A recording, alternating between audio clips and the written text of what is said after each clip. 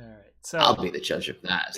I think right now it should just be paused on the standard little screen there, saying, oh yeah, this is the Sonic Mania dev team. Yeah, that's where we're at. Okay. We're looking at Jim Whitehead, Headcanon. Yep. Pagoda. Kind of screwed up. Yeah, Pagoda West. I think, if I recall this correctly, they were the guys who did like the Sonic 4 HD stuff, and then wound up working with these guys on this game. They also did a mobile game called Major Magnet that I kind of liked. Oh, I never played that, so I don't really know too much about that one way or the other. And I put you up on Twitter, so hopefully we'll get some people in soon. Alrighty, cool. Well, without further ado, I think now is the time to properly begin the stream. Today, I'm Muteki, and we've got... Hello, I'm Bobinator, again. And this isn't your channel, how can it be again? And I'm Carl. I mean, this might be uploaded somewhere else later, but right now we're on not Top Games channel. Right. I mean, I'll make sure to try to send you the video and stuff. I'm also going to turn down the audio a little bit, just because I don't know how well everyone got to hear you guys. But, yeah, with me there are... I'm sure her name is... Go ahead. Oh, yeah, I was just going to say, those are Cal and Bobinator who are here with me tonight, and we're all here to stream Sonic Mania, because that's what we do. We're the Sonic guys, I guess. Gotta get on that bandwagon while it's still going. Yep, got a bandwagon fast. Sonic Mania is sweeping the gaming nation, and we're here to exploit that for all it's worth. Alright, so I think we are going to just start a new save game with Sonic and Tails. As you can see, I've beaten the game 3 times over, and I've also gotten all the achievements and everything, so hopefully we can do some of that again tonight. Wow, you already cleared that many save files. This is all I've been playing lately. I mean, it's I like Sonic in general, but this is indeed a very nice game. I've only beaten Sonic and Tails so far. Eventually I'll do a Knuckles run. Oh, a Knuckles run is great. There's lots of fun stuff that you can only do as Knuckles.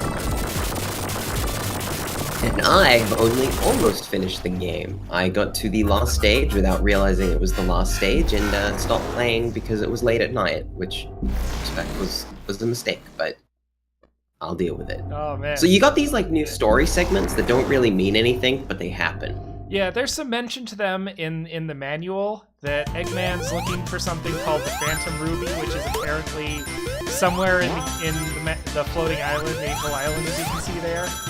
And so he gets it, and it turns all of his Egg Robo compatriots into these new powerful dudes that are called the Hard-Boiled Heavies. And there are 5 of them, and over the course of the game, we'll battle at least 4, hopefully all 5. Oh, shoot. I think I'm going the wrong way. I got so carried away just going the normal Sonic 1 route that I forgot. This isn't Sonic 1, this is Sonic Mania, and there's all sorts of new and cool stuff to show off. So in the pipeline, at some point, we're gonna have to do a thing about, Sonic 1 Master System, because that's really sort of what all this here is. I'm really looking forward to that. Yeah, no, that maybe eventually I should try redoing Purple Trouble and try to suck at it less. That's actually an interesting point, because yeah, that was... You can tell, and maybe I'll complain about this later, but it's maybe one of the only real problems I have with this game, is that the level design feels patchwork, because it starts to throw in a lot of different Sonics in there. And, yeah. Hey, Lana! I mean, it's... Hello! Oh, hello! We have another guest Hi. here. Yeah. It is I, the guest. Yeah, Muteki's a friend we've known for a while, and he does Genesis chiptune stuff too, so I think you guys get along pretty well. Oh, good, nice. I love talking to nerds about nerd stuff. Yes, yeah, nerd stuff. Woo! Yep. And so right now I'm just playing one of the special stages, and all new. One of the absolutely most original things in the game. Although even then you can still sort of tell they took a lot of creative ideas from the Sonic CD special stages, which it also helps they had already implemented. because, you know, this is the same team responsible for the ports of Sonic 1 and Sonic 2 on mobile and Sonic CD that have been on basically everything. Say real quick, why wouldn't you? is it a little bit choppy for everyone else, just while we're early? Yes. Okay. Yeah, the special stage was a bit choppy. Yeah, it's possible that the stream frame rate's a little bit low. I think the captured video should be better, but it might just be because I'm trying to like downscale the video and have it look nice and everything. Uh-oh, we got another comment from Shadowhawk saying absolutely choppy. Okay. Well, that's fine because that's the end receiver, not Okay. the. Yeah. I don't know if you guys want me to try to adjust the stream settings a little bit, which would take us offline for a minute, but I think while we'll start early, it might be a best idea. okay. Alright, because I You're can gonna lose just the whole thing? pause Alright. the game right here and then we can do that. We're about to... Oh, okay. Well, in a minute, I'm going to get to show you the Tails animation. Alright, so I'm going to temporarily stop streaming, and I will be right back up in just a minute, hopefully. Do wonder how slightly behind I less am. choppy footage. Alright, no problem. Hold on, just a minute. What? Try and clean the stream. That's what Oh, we're you gonna. Does Do that not. chat thing work with Mixer? The what? The chat capture thing. It seemed to work. It threw up what Shadowhawk said. No, if you no, use- with Mixer. If you use OBS, it should work. I Yeah. think they... No, but I mean, the chat is going to be in Mixer, the website. Yeah, it's different chat. It's not Twitch chat. It's Mixer chat. Yeah. That's what I want to Um, know. Let me think. Okay, so I I mean- just changed the bit rate, so hopefully that will look a little bit better for people. And Alright, let's give it a because shot. I somehow managed to miss this jump here, I'm going to show you all off this wonderful new little Tails airlifting Sonic animation, which is absolutely beautiful, and I love it. And it's one of my favorite things in the game. It's That's even pretty better when great. it gets tired. Alright, so is it still choppy for people? This looks It's a little better. bit better, yeah. Okay, good. It's better. Yeah, so they yeah. I So- kind of cranked the bitrate down a little bit, so hopefully it can process more frames. This game is both like really visually complex and really fast in its scrolling, so I'm not sure that it'll always look too nice, but hopefully that should be better. So, would it be fair to say this is probably like the best Sonic Special stage? Because I might actually say it is. I still slightly prefer the Sonic 3 one, I think, but this is a very You can always interesting tell a idea blue that's sphere more is mad. dynamic. I think these ones, and you know, this is by virtue of, I guess, it being newer and maybe something else. It probably has at least the best, if not second best backgrounds of any of them. They're very Sonic. Oh yeah, way this that- it's like the Sonic CD special stage backgrounds, but like cranked up to 12, because even 11 is putting it too mild. Right, because in Sonic CD, they're also just kind of nice. They're nice backgrounds. I wouldn't say all of them feel like Sonic. They just kind of like, this looks really great. Whereas these backgrounds are just Sonic. Yeah, like half of them sort of feel like they're kind of connected to one of the various stages in the game, but even then only kind of loosely. And then there are a couple that are just completely weird, like the castle over the rainbow background. I have one complaint about it. The 3D model looks way out of place. Oh, yeah, well, it's supposed to look really dated, because, like, the idea is that these would be, like, special stages you see maybe on the Saturn. So those are Right, literally, like, I the get- Sonic models. I get that. Like, yes, they do look like they come from the Saturn, but the thing is, I don't think the aesthetic of the Saturn Sonic looks well with the aesthetic of the Genesis Sonic. I'd say that the real, visually, I think the color palette for Sonic is a bit off in the special stages. Yeah, I think it should be brighter, look I more. agree. Like Yeah, brighter, you like can- his in-game all sprite here. characters kind of do that. Also, Yeah. real quick, Shadowhog mentioned that a lot of people weren't really fond of that Tails animation Muteki brought up, because they thought it looked creepy, and I can agree. I think it was okay as it was, but that's just me. I like new Tails. I don't as much. When Sonic looks up in this one, I don't like it that much. I think he looks kind of a bit goofy, and it's a very slow animation. Yeah, it's like 4 punchy, frames like- or something. There's Tails getting hurt by himself again. That's what Tails does best. Yeah, poor Tails. I'm gonna try doing Apparently you're a little bit quieter than us, Muteki. that. Okay, that's likely. What I can do is I can try turning everything else down a little bit. I don't know if that's going to make too much difference, but if your stream's not at top volume, that might be able to improve the sound a little bit. I doubt they're streaming top volume. That'd be crazy. The bane of broadcasting. Definitely went choppy. Always, yeah, choppiness, audio, the bane of broadcasting. It's always something.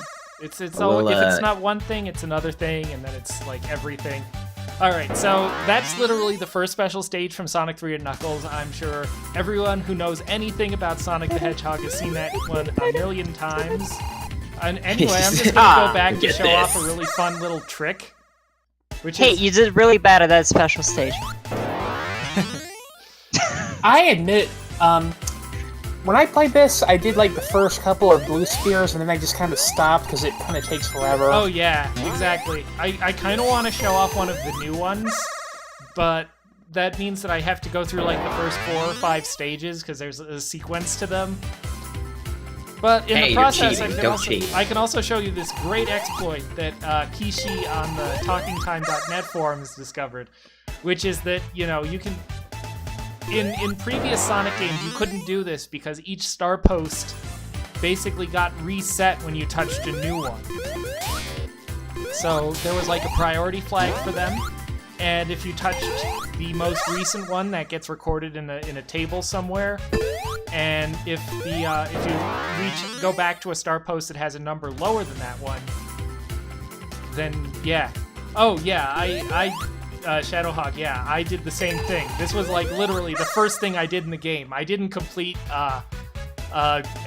Green Hill 2 until like 4 minutes of in-game time had elapsed on that timer, just because I was moving back and forth between these 2 star posts trying to get all the perfects.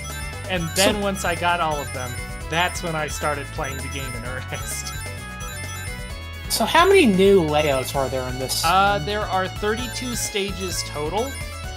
16 of them come directly from Sonic 3 and Sonic & Knuckles, with very minor changes, if any. With the exception that, you know, 2 of them, you know, 2 of those 16 were secret special stages you couldn't access unless you got into the level select mode and did a little bit of cheating in there. So that's how you'd access those. But those would be the only ones that you wouldn't otherwise get to over the course of a normal play, getting all the emeralds in Sonic 3, Sonic & Knuckles. All the ones that remain are 32 new-ish ones. There are a couple that obviously take their source in layouts from the Blue Sphere mode in Sonic & Knuckles when you lock on Sonic 1. There's like at least, I want to say 4 or 5 fairly obvious ones, but a lot of them are completely new, like this one here. This is a totally new stage unique to Sonic Mania. So if I have a complaint about the Blue Sphere, other than them being Blue Sphere, these stages didn't change them very much, like visually. They didn't try and spruce up even the new versions of the stages, so if you play through 32 of them, the music and visual of the stage will probably weigh you down by the time you're partway through, I think. Yeah, that's true. And the other thing is that they don't really connect well to the rest of the game either. Oh, sorry, was someone trying to say something? Yeah, I was just gonna mention that Shadowhog says that there are more than the 16 in-game ones, additional ones, that if you go in a secret extra menu, you can get more Blue Sphere levels with new sphere types. Yeah, there's the Mania mode. Once you unlock it, there's like the ability to play Blue Spheres through a menu. And one of them is literally just like, you know, all of the components from the Sonic 1, Sonic and Knuckles Blue Sphere special stages. So you can play all those, but you can't like save your progress or get stage numbers or map into codes from the original game. Which would be a nice feature that I would have appreciated, but I don't particularly care too much about one way or the other. And the Mania stages are nice, but there are apparently not very many patterns based on what other people who have played them more thoroughly have said. But they do have like... Right, so there's like a fairly lazy generator that doesn't do very much. Yeah, they like take... If it's anything like what the Sonic 1, Sonic and Knuckles stages did, it's just they're like 127 quarter pieces of a stage, and then what the generator does is it just sort of attaches them all into a single stage that's like 4 times the size of the mini stages, and that's your stage. And I assume that's pretty much what the Mania stages do too, but they have a couple more spheres, so they have slightly different patterns. But even then, you look at the patterns, and it's clear that they're very similar to ones from Blue Sphere, so it's just, oh, some of these spheres are green spheres that turn into blue spheres when you touch them, and then when you touch them, they disappear or turn into red spheres or rings or whatever. Or there are pink spheres that warp you to different parts of the map. And, you know, if we have time later on, I might show off a couple of those stages.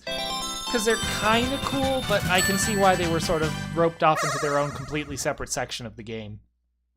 All I gotta say is someone on the development team really likes blue spheres, because I think it's one of the more divisive elements of Sonic, is you get lots of fans who are like, I love Sonic, but I hate blue spheres, and I like blue spheres because it's not the half height. That's basically it. Yeah, the one thing about blue spheres is that you can slow down, stop, and sometimes either pause or just keep turning around in a circle to get your bearings. Here's another achievement. Stand on a log with the flame shield. Very simple. I do, that's one of the things I really like about this game, is that the shields get to do stuff besides just be there and protect Sonic from taking hits. They actually interact with the game world. That's really the sort of change that I think that a lot of games that re-implement the Sonic 3 shields need to do. Because otherwise it just sort of feels like they're a little bit out of place. I mean, I like them, but they were one of those things that made Sonic 3 a really easy game once you knew what you were doing.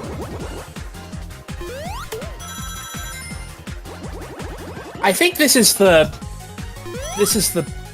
point where I can't really do the special stages anymore. Yeah, they are. I'm pretty sure very tricky after like the 4th or 5th. It took me a very long time to figure out how to do this one. Yeah, I've tried this one over and over, and I still haven't finished this one yet. So yeah, I can do it pretty consistently now, but even then, I always worry a little bit because they're all pretty tricky, and one mistake can usually be the difference between success and failure. Which is, you know, somewhat par for the course for a Sonic special stage, but even then, you know, it feels a little bit more frustrating than most.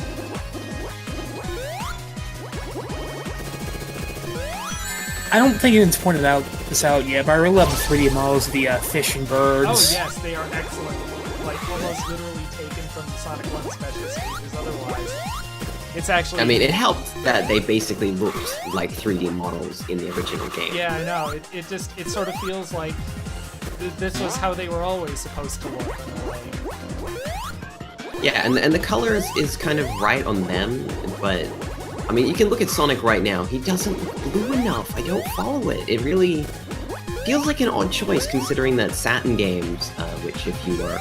if you know the development of this game a little bit, they basically were trying their best to make it look like I was not watching my ring count. Sorry, you were saying Saturn style, yeah. Yeah, and so what happens is Saturn games basically are bright and colorful to the most ridiculous degree. You know, they almost never look washed out or desaturated, and they don't have much lighting. And it's kind of curious that they went with Sonic in this very muted blue, which I've literally never seen Sonic have that kind of blue before. Yeah, it looks a little bit like his Sonic 1 colors, but even then, it's still a pretty extreme choice. And here he's definitely brighter and a little bit darker too. I agree that I am a little bit surprised that they went with that choice, since you they pretty much like he's pretty much had this palette since like generations, right? Like this new brighter palette. Yeah, it's been pretty consistent that he's been a darker blue, especially since Sonic 3. I think. Well, I do think they cranked him up to have more contrast in his sort of colors not for the special stage. No, we're back in the special stage, but the actual sprite. It's got strong contrast to really make Sonic pop from the background, which is, it's important since some of the stages get a little, I guess, bluer than the old Sonic game. Yeah, so, like, you really need to have Sonic stand out with his blue over something like, especially if you're gonna have, like, Green Hill or Emerald Hill or something at the start. There's that new special, the new level, the one that's set in the snow and clockwork place or whatever. That one's quite a muted level. It really is. They use a lot of more muted colors and sort of like these tertiary colors, like your pinks and teals and stuff. Those weren't very common colors, and part of that, was just the Genesis being the Genesis, but they really sort of look to me like, I look at them and think, this was a level from Freedom Planet, wasn't it? Because that was a style that was a lot more common in that game, especially right down to the more open sort of generally Japanese styling. I wonder how they came up with the idea for Press Scar and like Japanese snow newspaper factory. I don't know. It just sounds. I will say, supposedly, like, the early development of it was something like Pulp Garden or something like that, where Pulp Solstice. Oh, Pulp Solstice, yes, referring literally to, like, the wood pulp making the paper. And I am glad that they changed it, but there's a part of me that thinks, oh, once you really understand it, it makes a little bit more sense, because that's why they've got, like, all the trees and the logging machinery and stuff. Because it's like, this is where the raw material for the paper comes from. Okay. It makes a little bit more sense. So this is, you're showing off something here, which I guess is not obvious if you played Sonic 2, is that in this one, you can walk through his legs. Yeah, I did not realize that at first either. But Kind of reminds me of the first Sonic CD boss. You can just get behind him before he spawns in, just kill him that way. Yeah, especially if you have invincibility. I figure that was probably part of what they were actually going for here, was to try to bring back the Sonic 2 boss, but in a way that, like, a lot of these bosses feel very inspired by Sonic CD. And when you put it that way, I can definitely agree with you there. But yeah, that's the sort of thing. I feel like there's almost no secret here that I guess Christian Whitehead's favorite Sonic game is CD, because... And I appreciate that, because a lot of people give CD a lot of crap lately. Yeah, I think... This is basically all of the Sonic games remixed into Sonic CD. That's the... Yeah, it really is. Like, there's a lot of Sonic 3 style that goes on here, but I think Sonic CD is probably the bigger influence on the whole in terms of how the levels are laid out, how the bosses are designed. Like... Even stuff like in Sonic CD, the way the level gimmicks work are kind of similar to the new gimmicks in these stages. Yeah, definitely. I mean, I think, like, if there's something that wasn't part of the original stage that's really heavily getting put into it, sometimes it's from Sonic 3, but even more often it's just from Sonic CD. So, I've got to ask about this one. Also, Muteki, you make these special stages look so easy, and these special stages are actually really hard. They are really hard, yes. I have done a lot of practicing, and I've done a lot of practicing specifically through the developer menu. And yeah, they are not easy at all. You really have to know what you're doing before you can get I've got a quick question. This might be a dumb question. Okay, so in this game, if you go into a special stage and you fail it, and the ring goes away, if you quit the game and re-enter that stage, the ring comes back, right? No, the rings only get restored basically once you've beaten the game. Otherwise, it's just like Sonic 3, where they turn into the... Well, they turn into the wireframe wasn't in Sonic 3, but the not being able to grab them again because you've already used them. Okay, what I was going to ask is, can you do that trick when you beat the game in Sonic 3? Because I haven't tried that. Yeah, you can do the same thing in Sonic 3 where you can just go back to a level and replay the special stages after the fact. Yeah, well, I mean, once you've beaten the game doesn't care. I mean, that's important. It doesn't mind how you get here. So not the issue. yeah, like with enough practice, the 7 emeralds are pretty much open to just about everybody. You've just got to be willing to put in the time and effort to practice, and it's not too hard. Once you know how everything works and how everything's laid out, and oh god, I'd say the stages are very rewarding special stages. Yeah. They are fun. They're right. not. In a way, they feel like the most sort of coherent with the general design of Sonic, I think, which is go fast, collect rings and stuff, don't get hit, things like that. It's the one that really sort of most coherently represents them. And the bizarre thing here, also, that these stages very clearly remind me, there is Sonic 3D in the special stage. A lot of it. I was gonna say this felt more like Knuckles Chaotix. Yeah, me. they got the Chaotix thing is definitely true because you've got the countdown rings and the general likelihood of ringing out. It's basically the same thing as like what you'd get if you took the Sonic CD and Knuckles Chaotix special stages and sort of smushed them together into one thing, made them a little bit faster. I like it. I think it's a really great idea. Like, my opinion of the Chaotix special stages is that they're probably the best part of that game, and that they also are... One of the reasons I think they succeed is that they combine ideas from basically all of the previous Sonic special stages into a really cool idea that works really well and is fun to play and represents an interesting challenge and all that sort of stuff. Oh god. Oh god. I was doing better at these earlier, but... If you remember, Sonic 3D had linear bridge layouts where you followed a trail of rings, and that reminds me very heavily of the way this one presents itself, with the blue orbs instead of rings collect. Yeah, I can see that too, because these are definitely like, very much the... Oh, jeez. Sonic 3D Genesis they're not my least favorite special stage, but I think they're pretty boring. They're a bit easy because it's basically just like a straight line. Yeah, there's always the same patterns of rings in every stage. The only real challenge is not getting dizzy by all of the Axelay style parallax effects in the stages. Okay. I'm running out of rings. Oh yes. Okay, just one more to go. Are you gonna super through the entire game? Was that? Probably not. I'm gonna try to keep away from doing too much super because I really like the music in this game. I like the super music too, but there's a lot of game music that you miss out if you're just super all the time. I'll be right back. I'll be back in about 5 minutes. Mild flaw of the super mode, but I don't think the PC version is being patched yet, has it? To let you turn off super at will? No, I don't know if that's a feature that they intend to put in or not, but it does have the ability to turn super at will, so that's certainly nice. So especially if you're playing as Tails and Knuckles, you can be not super when you go to fly or glide or whatever. And that was an issue with like stock Sonic 3, I think, as well, that I had, which was that you'd play as Knuckles. This new game, we haven't mentioned, you have a new basic move by default.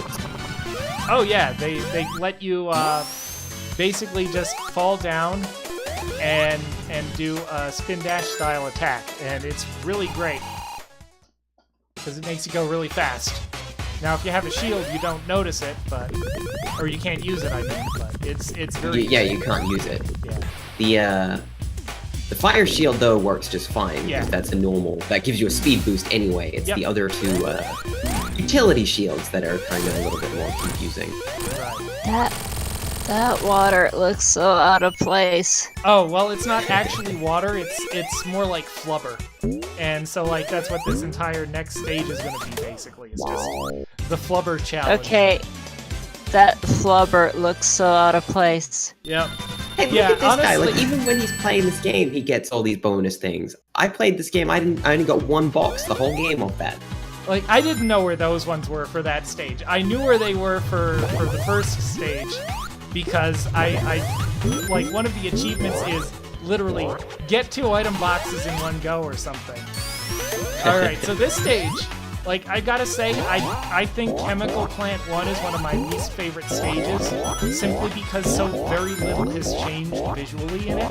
Like, the background is almost an exact copy of the Genesis one, even though I think they could have and should have done better, like, more parallax with those buildings in the background, stuff like that. I do really like classic Chemical Plant, so I have a hard time criticizing it. Yeah, I mean it's definitely a successful visual style, so I don't want to put the blame down too hard for not changing it, but it just I look at it and I feel like there are so many ways that they could have made it look a little bit nicer without changing the fundamental style, and I feel like I'm disappointed that they never either got around to or just didn't want to do that. I do like the effect on the water shield now, the bubble shield. You know, there's like water inside of it and it's sloshing around a little bit. Oh yeah, it's pretty great. I barely even noticed the shield effects, but they're all slightly enhanced too. Like just the visual enhancements in this game. Even if everything, like except for the Chemical Plant background, looks about the same as it does originally, generally everything's a lot like better animated. There are just so many frames to all of Sonic's various animations, and it's just stunning and beautiful, to the point where it's the fact that it's, you know, literally the same one from like Sonic 1, 2, and CD almost exactly, you know, just with a few more new animations. I forgive it that completely because of all the great stuff that it gets to do with it. But yeah, I will say that, yeah, there are some effects, I guess the liquid there was the most obvious one, that don't really look satin-ish, which was the goal of the development team, was to make it as if they had made a true Sonic game on the Saturn, in the traditional style. And I think maybe it's the resolution that throws you off. Like, the liquid looks very high-res compared to most other things in the game. Like, even the background liquid in those tanks looks like a Saturn 2D sort of thing with it just kind of... Yeah, I think I agree with what you're saying. I think that's one of the reasons why we're sort of looking at it and thinking, you know, this doesn't really match up with everything else, because it's just that little bit higher res than everything else. But I do want to say, you know, I appreciate them taking the fundamental gameplay conceit from Wacky Workbench and actually making it fun. I mean, I like the gameplay component of it, so I'll forgive it for looking out of place. Yeah, it's a really cool idea. Even though there's one bit in this stage where I got really lost. Yep. This whole level is just a big crazy straw.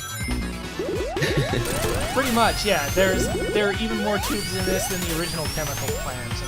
Chemical Plant for sure. Tubes.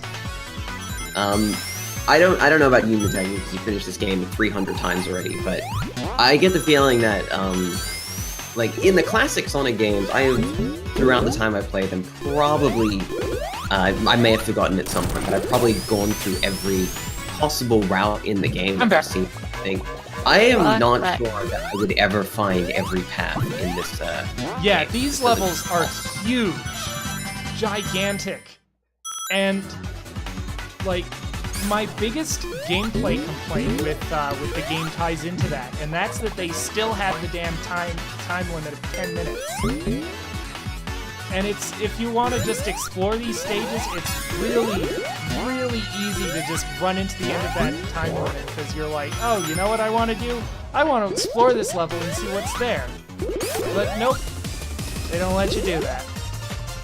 And that was true of even Sonic CD, if I remember correctly. Yeah, Sonic CD was definitely more exploration focused, and I think, you know, if you're not trying to time attack it, you know, that's a genuine flaw of it, is that if you don't know where everything is, you can take a really long time trying to find it all, and then doing time over. So here's something that's like, I mean, it's a good example. I mean, you probably can't see it anymore because I'm an hour behind. But the way that the platforms that flip up and flip down in this level, you know, like, you can look at them and you go, oh, they seem smooth, because they've doubled the frame count, I think, on those. I think like, you're right, yeah. Cause they look smooth in the original game, like, they're very cool looking in the original game. But so much of this game has just been tweaked up slightly. Yeah. there's a lot of stuff that you wouldn't necessarily notice unless you were doing like a frame-by-frame comparison like that. I think you're absolutely right, but yeah.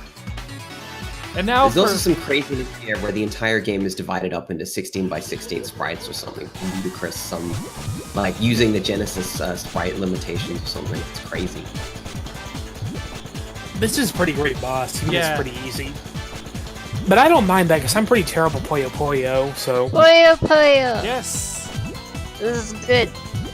This is one of the, I gotta tell you, when this is, I guess I'll apologize to anyone who was planning to play the game, and is for some reason watching a stream of someone playing the game all the way through, but, this boss is, wow, you know, like, you were just like, what? It's too bad this is Holy like the crap. first thing that people spoiled. Like, I think it was like some journalist who said, oh hey, you play Puyo Puyo in this game, that's pretty cool. I would, if a journalist did that, I would probably stop reading. I'd just be like, no. Yeah. Also, I just want to say that this is the only part of Sonic that I know. You haven't played a Sonic game before? I've played Sonic for maybe 15 minutes. Oh wow. That's why I've been so quiet, because I don't know what else to comment on. I'm Are you so just sorry. like, to him, or you just haven't had a chance yet? I guess it just didn't really grab me. Like, I've played some of the Genesis ones. It's like, oh yeah, I got through level 1. Yeah, okay, I'm gonna go play something else now. Yeah, I mean, So I just... But then again, like, that's me with any game, pretty much. Like, I have a really hard time finishing games. That's just a general thing with me. This game's pretty long on the subject of finishing games. yeah, it's like 2.5 hours, which is like twice the length about, of like- Sonic 3. Maybe a little less than 4 hours? Yeah, I mean, like those are long times to get. Like, Sonic 1, you can get through without even trying in under an hour. I think. Yeah, like 45 minutes is like about how long Sonic 1 and 2 take. The unlocked on components of Sonic 3 and Sonic and Knuckles are maybe a similar length depending on how much you're doing. Sonic CD, that really sort of depends on how you try to play it, but I would say 3 and Knuckles more like maybe a couple of hours, honestly. yeah, I usually go with it with like all the emeralds unlocked, and I just replay like a cleared save file, so that's part of the reason I'm able to beat it. That was a complaint we had when we were discussing Sonic 3 and Knuckles in the podcast. People thought it was too long. Oh, yeah. Which I thought wasn't really fair, because, you know, there's a save feature for a reason. Yeah, exactly. And that's one of the few reasons why you really never want to play Sonic and Knuckles on its own. And we got Super Mario Brothers on, like, number 3 spot, and that's a pretty long game that doesn't have a save feature, Yeah, so... like the closest thing Mario Brothers has to a save feature is the ability to use cheats and warps and stuff. You can also press B at the next. Right? But yeah, Is that the right one that I'm talking about? I think that's. Wait, which one are we talking about? I think we're. I Talking thought I it was was talking about Mario Brothers 3. Yeah, he's talking about 3. Oh, sorry, I thought it was the first one.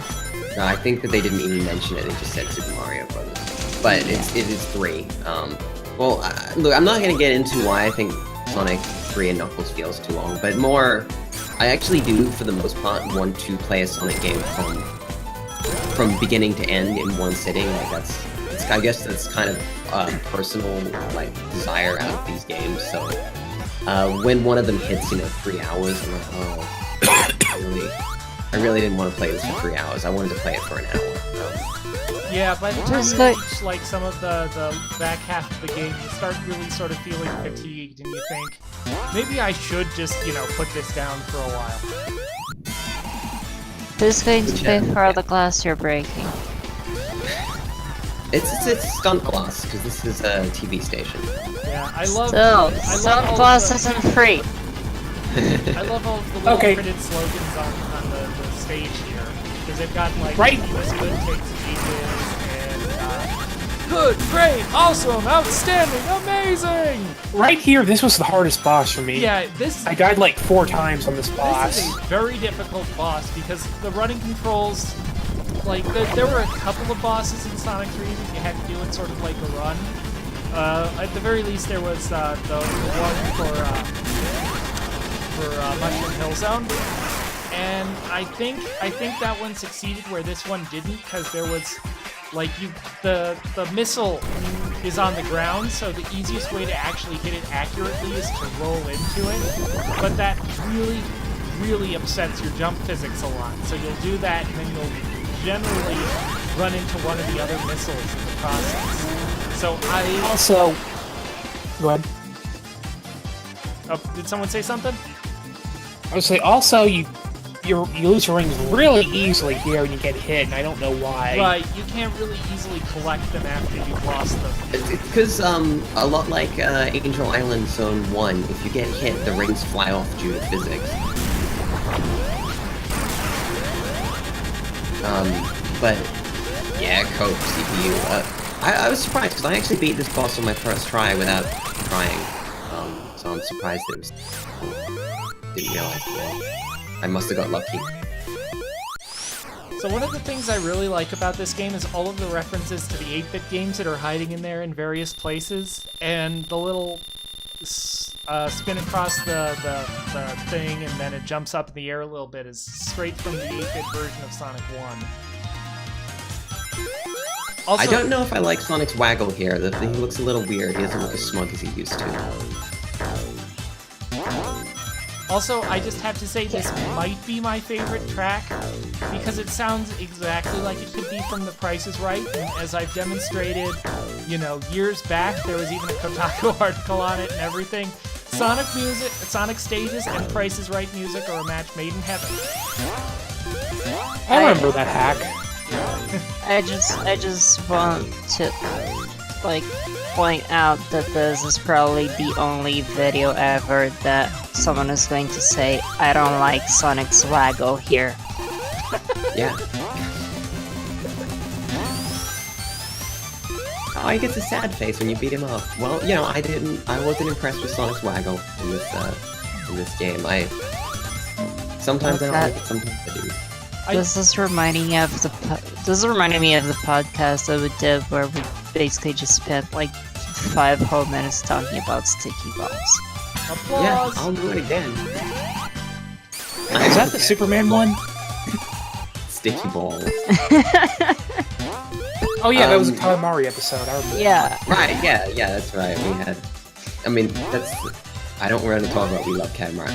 I do want to apologize for talking over this game's music, specifically this stage, because it's this music is phenomenal, and this whole level is worth the price of admission for the game. Yeah. I'm still waiting for like full soundtrack release. I feel like full soundtrack for like every other recent Sonic game. Yeah, it's weird if you can't just buy it. It's incredible music. Like, I have to give this the absolute most powerful compliment I could offer a Sonic game soundtrack, which is that if you tasked me with making the music, this is how I would want it to sound. That's high praise. Oh yeah, Shadowhawk says you can buy on vinyl, but not anything else, because I don't know. Oh, they have a vinyl release for this one. I sort of remember hearing about that, but that completely slipped my mind, frankly. My dad has vinyl player, but I guess I'm not quite that desperate just yet. Yeah, I might get one at Honestly, some point, but I kind of don't like collecting stuff on vinyl because I'm always sort of worried about quality degradation. But then again, I've had CDs scratch up in the past too, so... Just buy it and then instantly rip it and then throw the vinyl away. I don't know.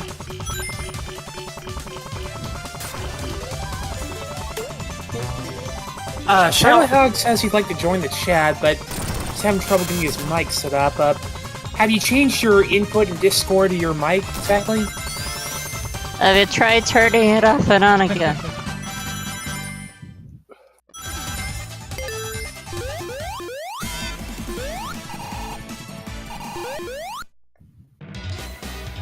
And here's a really fun boss. I love this.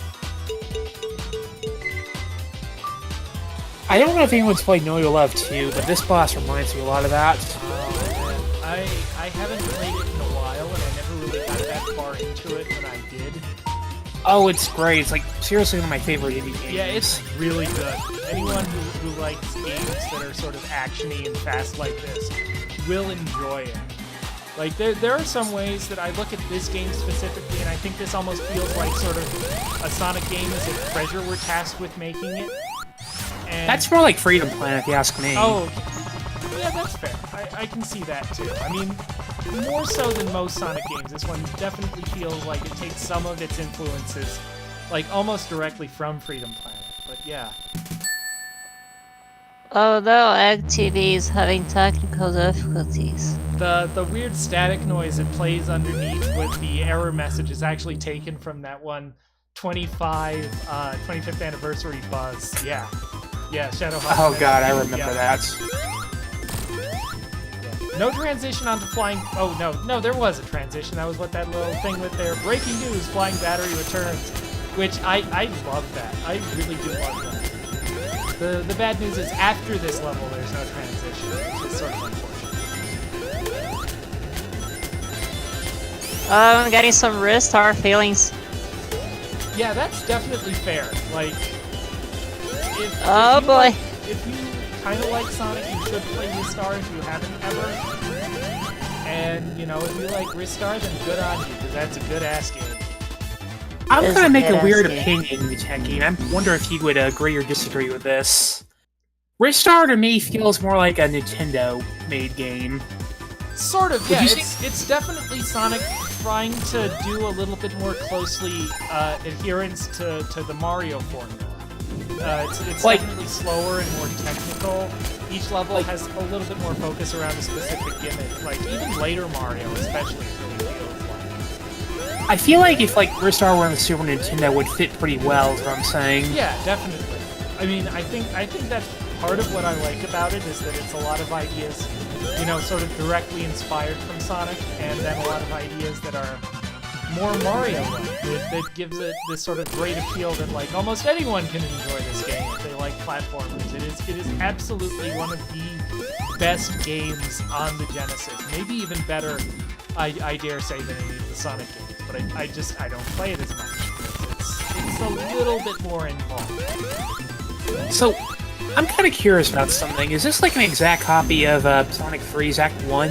It's not. It's close up until this point, but it's about to start branching out into the weirdness. I really hope someone puts out The the... effect is new, right? I really hope they put out the maps for this game soon, 'cause I'd love to compare these levels to their originals. Yeah, they've apparently started working on the ripping tools, but Can we define they? Because they is not the creators of this game. Right, the Sonic fan community. Which Well, the that's creators not broad at all. like, it definitely helps that this game is very heavily based on the engine from Sonic 1, 2, and CD, which people have already, you know, done quite a fair amount of hacking into. Is it?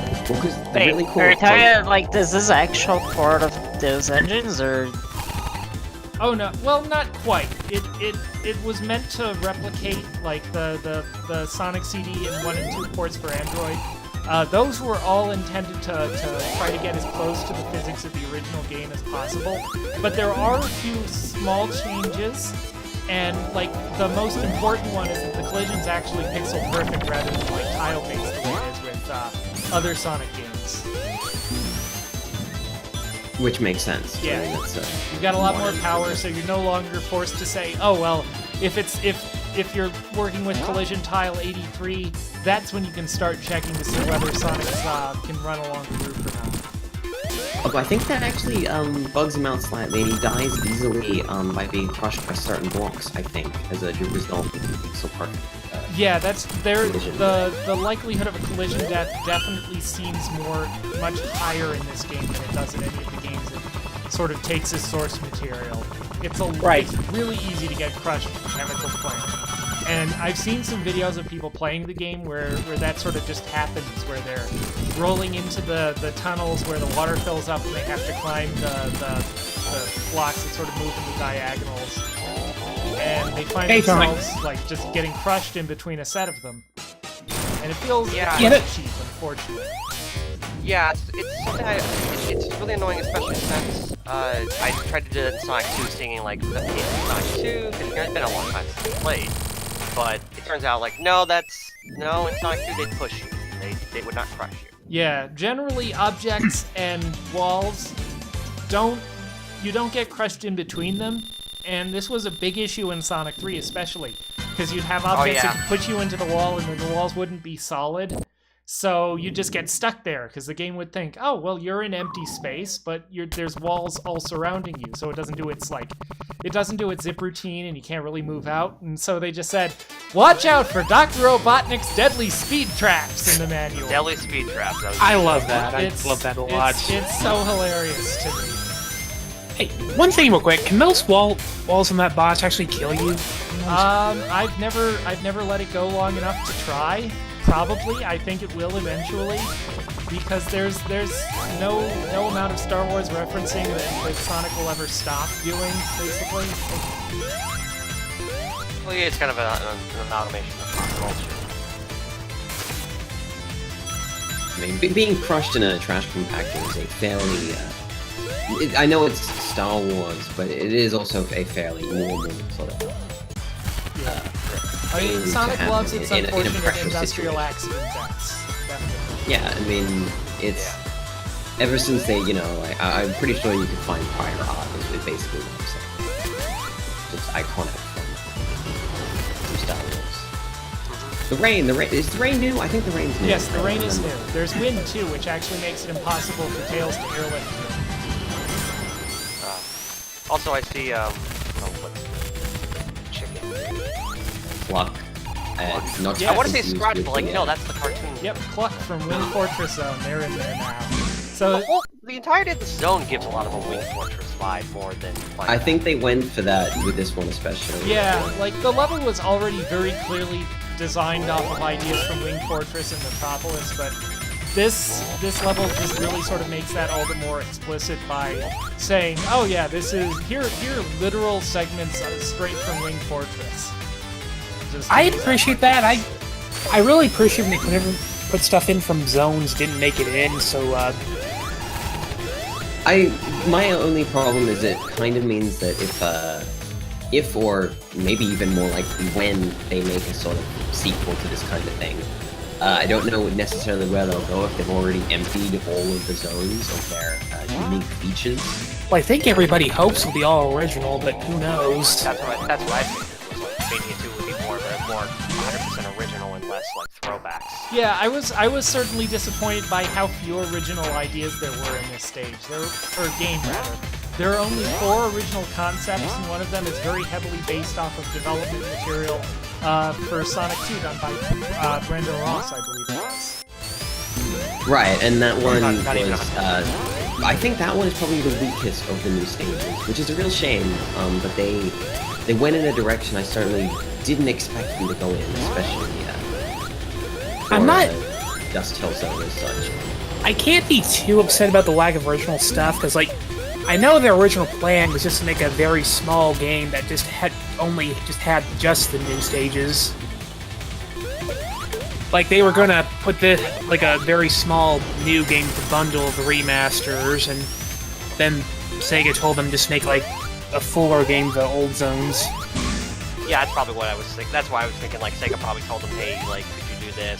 And that's probably what they said. Yeah, you gotta make original, you gotta make other similar throwback zones because it's like what's back up. I figured if a sequel would come out, it'd probably be all original zones. Hey Shadowhawk, can you boost your mic a little bit? I could maybe after this level go back and turn down the stage music a little bit, but I actually do have a little bit of trouble hearing you sometimes. So He's not in the chat right now. Oh, who is that? Who is that? Who's the other one? That is Sonic. Oh, okay. Oh, is that Oh, me? Tonic. Oh, I'm Oh, sorry. hey Tonic.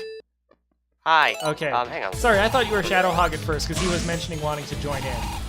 If you jump into Discord, you can right-click him and up the user volume. Oh, I just updated my input volume, and hopefully that'll make a difference. Oh, Sound okay to me, but okay. Let me Well, see here. There's a way to do It's that. harder for Muteki to see the game audio. Yes, you right-click on my name, and it'll. Oh give you the yeah, option. okay, I see. All right, there. I think that should hopefully make things a little bit better. So yeah, that bit where Yeah, I I just figured flew through the window, that's also an achievement. Oh wow. The one achievement I've only gotten I'm one or not two sure I'm going to be achievements able to in this show game off so is the get through Stardust Speedway 2 in like a minute.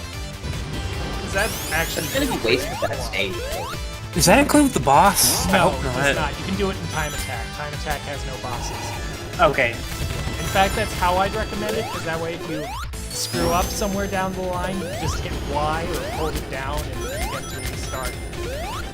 So, I'd like to change the subject from Sonic very quickly. I promise it won't take long. I hope you guys are going to watch the extra live stream they did last night once it's on VOD. Oh, was that Games that they cover. That's not Chip Cheese. That's Chip Cheese and stream thing. He's doing kind of a sequel to what he did last year. But instead of playing Gex games, he plays a bunch of various other mascot platformers that came out in the hype of Sonic and Hedgehog and all that. Oh, nice. And he's doing it for like literally 24 hours straight. Okay, is this like a Houston relief thing? Flint, Michigan. Oh, okay. Yeah, they also need it. Man. Anyway, that's all. Country, Now we return to talking about Sonic, Yeah, as we should. Yeah, I mean, I did want to go about one little thing about Gex for Life. I do need to eventually get to watching last year's stream. I think I stopped once they finished Gex 1. Which means I probably missed all the good stuff. I tried to watch as long as I could, but I had to bail out and sleep when we got to Space Chimps. Oh, God. I just apologize. I just bumped my mic. You okay? As long as you're alright. Yeah, okay. Yeah, I mean, look, if you sit through Gex, really, you've done all the hard work. I don't know why you'd leave after that point. Really? You'd say Gex is harder than Bubsy? Oh, like to watch? Yeah. Oh, for sure. okay. Gex is a much better game than Bubsy, I'm sorry. I don't know. I would probably rather give Bubsy a shot. Gex, the quality control of Gex plummets after the 2 levels. Just straight down. Alright, I gotta be honest, I'm sorry, I do not see a little girl on this boss at all. I just don't see it. Because you're looking for Robotnik. Stop looking for Robotnik and look for. I want a get. I want the little girl. She has to be. I want her. I saw Make that. her the main antagonist in Mania 2. Done. Yes. Just like you Yeah, know, I like wonder- Poindexter and Felix the Cat. That's sort of how I read her character design. I wonder Fuck if yes. they would even be allowed to do that. Isn't there like a rule about taking things from fans so you can't get Well, sued they over it? can get permission from the original artist to do that. That's why the administrator from TF2 has the style she has, because it was an original creation someone made. Yeah, as long as they know who the original creator is, and there was, there's a documented person who first drew it, and then they just have to basically secure the rights from them, who would probably give it to them because, they probably actually want it to be canon. So, Yeah. it's only a problem. I mean, you're probably thinking of something like unsolicited scripts or unsolicited character treatments of things, because it means that if they get given those and they believe to have read them or looked at them, and then they accidentally use that idea, then they can be sued for using it without permission. Shadowhawk says they hired that artist. I'm gonna have to look that up because I didn't hear about that. Like, if you know the artist's name, I'll try to Google that and look into that. So I really like this boss. I kind of dislike the fact that it sort of breaks what I feel like is the cardinal rule of Sonic boss design, which is that the cockpit is not like the area that you attack. Yeah, I think that. It's kind of more like. Did Sonic CD do that sort of stuff? It's been a while since I played that. Yeah, Well, Sonic the CD thing had a is, lot of puzzle bosses, yeah. Yeah. Even though, yes, which is why all these are puzzle bosses, as we mentioned earlier, essentially. But damn it, Sonic, get a better face. Your waggle's weird. Yeah, I was about to say he does waggle weird. I told you. Why would you You're believe right. it? I mean, You were right. I've seen it a bunch of times and I don't mind it personally. I don't mind it. It's just one of those like stylistic things. It's a where weird like, waggle. Yeah. If you had like a Sonic like style sheet, it would have probably said like, "This is slightly wrong. Fix this." Like that's what you would have gotten. Yeah. I like these crabs with the swords. Oh, They're yeah. really fun. And then I like them a lot. The one with the disc gets hit, and then the other one just sort of dances there a little lonely. Also, hold on a sec. I was just gonna say the giant ring that I got there is probably the easiest one to get over the course of like save game play. So if you've already beaten the game and still need to get emeralds, that's probably the best place to go to complete the rest of the special stages. Although, in my opinion, I think it's more fun to just play the game and get stages as you go. Yeah. That's usually it. Playing video games? Who the fuck does that? Who plays video games? What? Yeah. You know what's crazy is when I played this stage, I was sitting further away from the television, and because I have this game on PlayStation 4, I didn't notice that those things in the background are newspaper printouts. I guess because they don't seem like they would be because they're in the background in the middle of the building, but now I know what they are. Also because they're vertical. Yes. Oh yeah. That's not. Yeah, they're that's just sort not of going along the wall rather than like in the middle of the room or something. Yeah. Yeah. You don't get 1-ups from these guys? Eventually. Just like in Sonic 3's Launch Base Zone. I don't know if it's supposed to be a reference to Launch Base Zone, but given that there are other references to Launch Base Zone in this stage, I want to say it's probably something that they were aware of and sort of left in as a little like Easter egg sort of thing. Isn't this particular enemy a cut enemy from the game? Yeah, the enemy was called like Splats the Rabbit, based on a little bouncing rabbit from an early like Sonic 1 prototype. Thing that they discovered while they were getting like source material to handle the treatment of Sonic 1 for Android. And since they didn't get the option to actually stick him into the game, what they did was they eventually repurposed him as an idea here. So there are a number of ideas, not too many, but there are a few like that show up in the game. There's a lot of little touches, like you can see that Splats now actually splats ink on the ground. So they used him really well. Yeah, I'm very happy. It makes a lot of sense. Everything in this stage.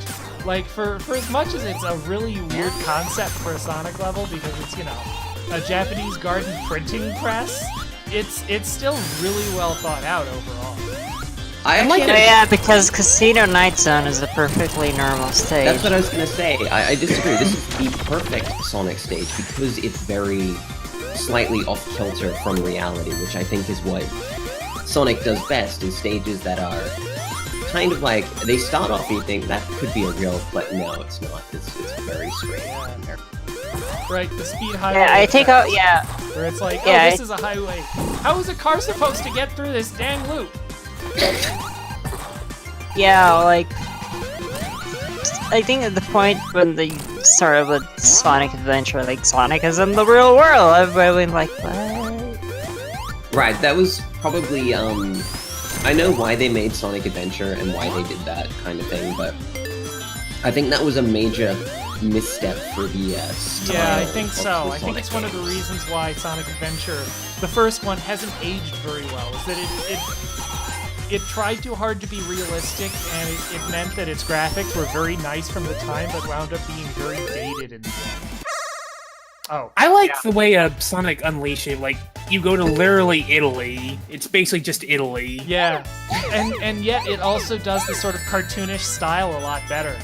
Like, I think it works better at what it's trying to be than Sonic Adventure does. And really, like, it was called Sonic World Adventure in Japan. It was sort of always intended as being a follow-up to the Adventure series.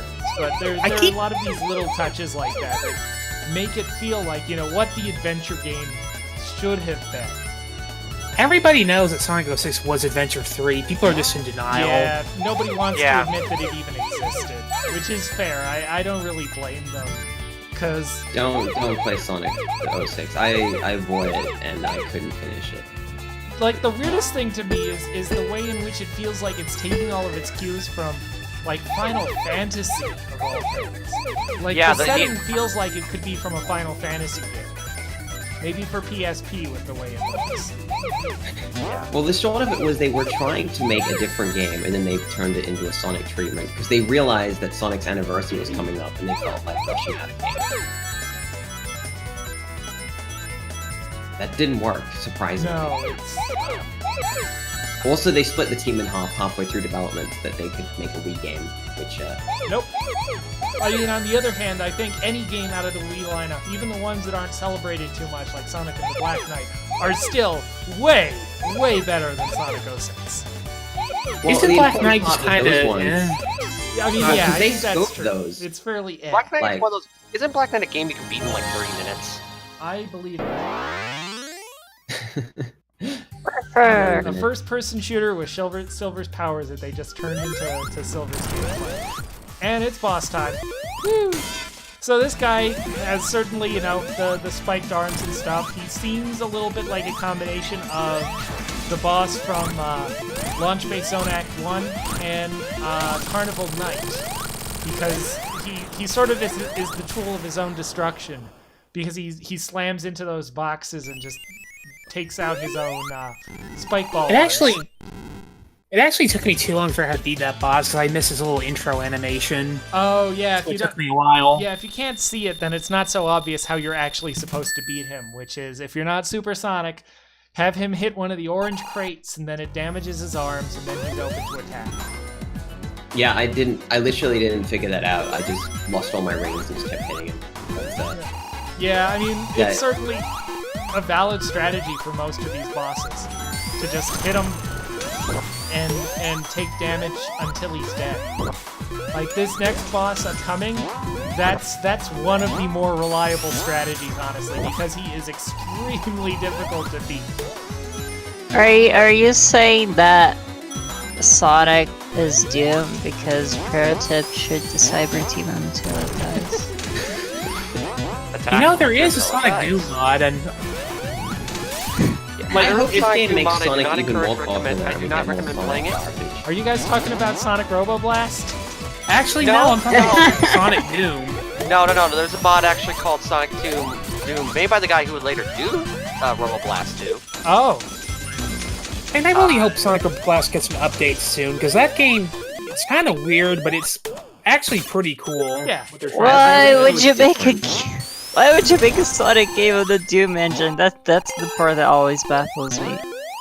Not only that, but like a very old iteration. Like I think they're still using like an old Doom Legacy one rather than like GZ Doom, which is like what every other. Yeah, I think they're that they using- know it's super outdated. The problem is they can't really do anything about it at this point. oh yeah, because they It's just not built Yeah, so much because into they- that 15 game. years ago. Yeah. Yeah, because they took like an old, well, then it was a current version, but they took like a current version of Z-Doom, then started modding the shit out of it, and now they can't go back to like Oh, the newer versions of Z-Doom. real quick, Shadowhog actually found a bug that happened to me. The level clear music played. Now you're not going to get any music for the Yep. rest of the stage. Yeah, I've heard this happen to a few people, and it happens specifically on this level, and I don't know why. Yeah, that happened to me too, and I don't know why it is either. Yeah, may as well go supersonic, I guess. 'Cause, you know, what else are you gonna do? I gotta say though, I really love how all the new zones or actors are like entirely separate. Yeah, I really appreciate that. they're completely unique ideas, each one of them. Like you look at, you know, Hydro City Act 1 and Act 2, and there's still a lot of visual continuity and similarity between them. These two acts, like, you can see that there's a certain level of similarity, like with the teal patterns in the ground and such. So this is Heavy Shinobi. When you hit him, he makes a sound from Shinobi. Of course. Shadowhog corrected me, I was talking shit. Sonic Roboblast 2 doesn't use Z-Doom at all, it uses Doom Legacy. But I still am pretty sure that it is a modded version of Doom Legacy, so like they can't move it onto a newer engine because they have like they can't completely port. If they had to use GZ Doom, they'd have to start right from scratch. exactly because they have all their modded stuff into Doom Legacy that they can't. Yeah. Yeah. Oh yeah, that's right. You work on that, don't you, Shadowhog? Oh, I completely forgot about that. I don't know that. I'm gonna listen to the stream for a second. Aw, So they here's cute. Stardust Speedway 1, which has lots of elements from Marble Garden Zone from Sonic 3, but still, you know, feels distinctly like Stardust Speedway because it has the tubes, the rings. Yeah. They just do a Donkey Kong with that thing Yeah. that works just like a barrel in Donkey Kong. Well, I will say, it's based on sequences that were in the original Stardust Speedway, like, especially in Act 2 near the Robotnik statue. So it's not without precedent, and it came out before Donkey Kong Country did. So it's not like they're totally cribbing off of Donkey Kong Country, but yeah, they're cribbing off Donkey Kong Country because there's so much more of it, and it works a little bit more like Donkey Kong Country than it did before. I'm pretty sure out of all the old zones, this is one that's the most different out of all Yeah, of them. there's not really a whole lot of Stardust Speedway Act 1 still hanging out. It looks I more think like it's looks more kind like of amusing in that way that there's so much Sonic CD in the other levels, and then they really went to town on the Sonic CD level to make it work as a classic Sonic stage. Yeah, I certainly don't blame them wanting to move away from the original Sonic CD style, if only because it's the one game using the engine that you can play through Steam already, or, you know, on a reasonably modern console. Also, Watching you play, I think if you take the lower path through this, it's more like the regular Speedway, I think. It might be. I can never really, like, stick to a single route and be consistent with it. I want to say you're right, though. That sounds correct to me. Because when I played this stage, I actually didn't go past any of the Marble, whatever. Yeah, Marble Garden. The Marble Garden swinging column pillars, no, maces, flails. I'm getting there. I didn't actually go past any of those, so you wouldn't even notice them. Yeah, see, it's funny because like every path I've taken, and I've taken a number of them through this level, every single one has gotten me around those things. So, like these right here, I see these every single time I play the level. So, like, I think you're right, but I also feel like that just speaks as testament to how vast these stages are. So this guy's fun. You defeat the little lightning beetles, sort of like in Metallic Madness from Sonic CD. That draws out the big one, and then he fires his big ol' FU laser that I absolutely love.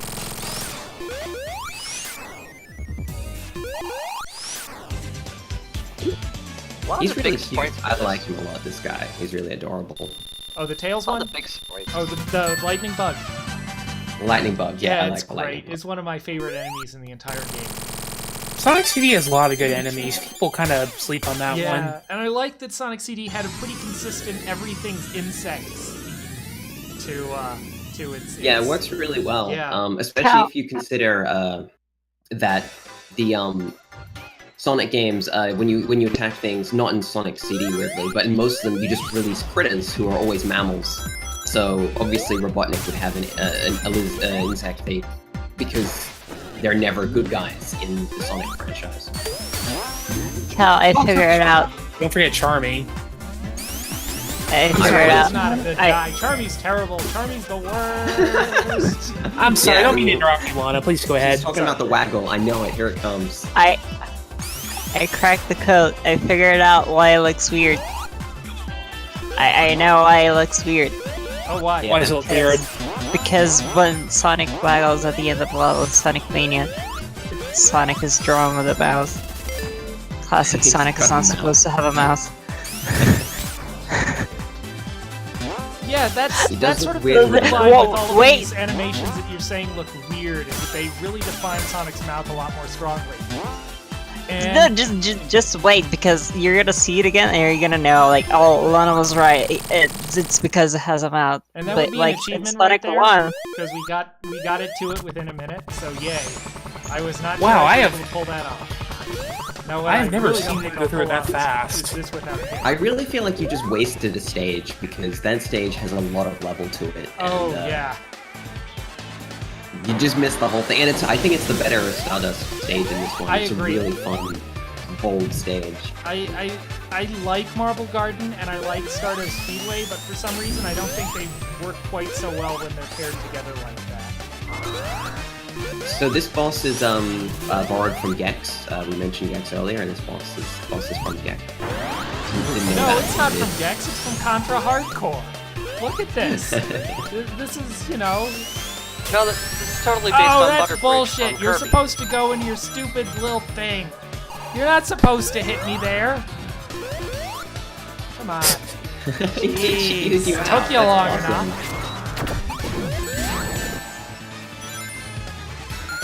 You'd never believe that in previous footage of this stage that I was actually able to beat it without taking a hit.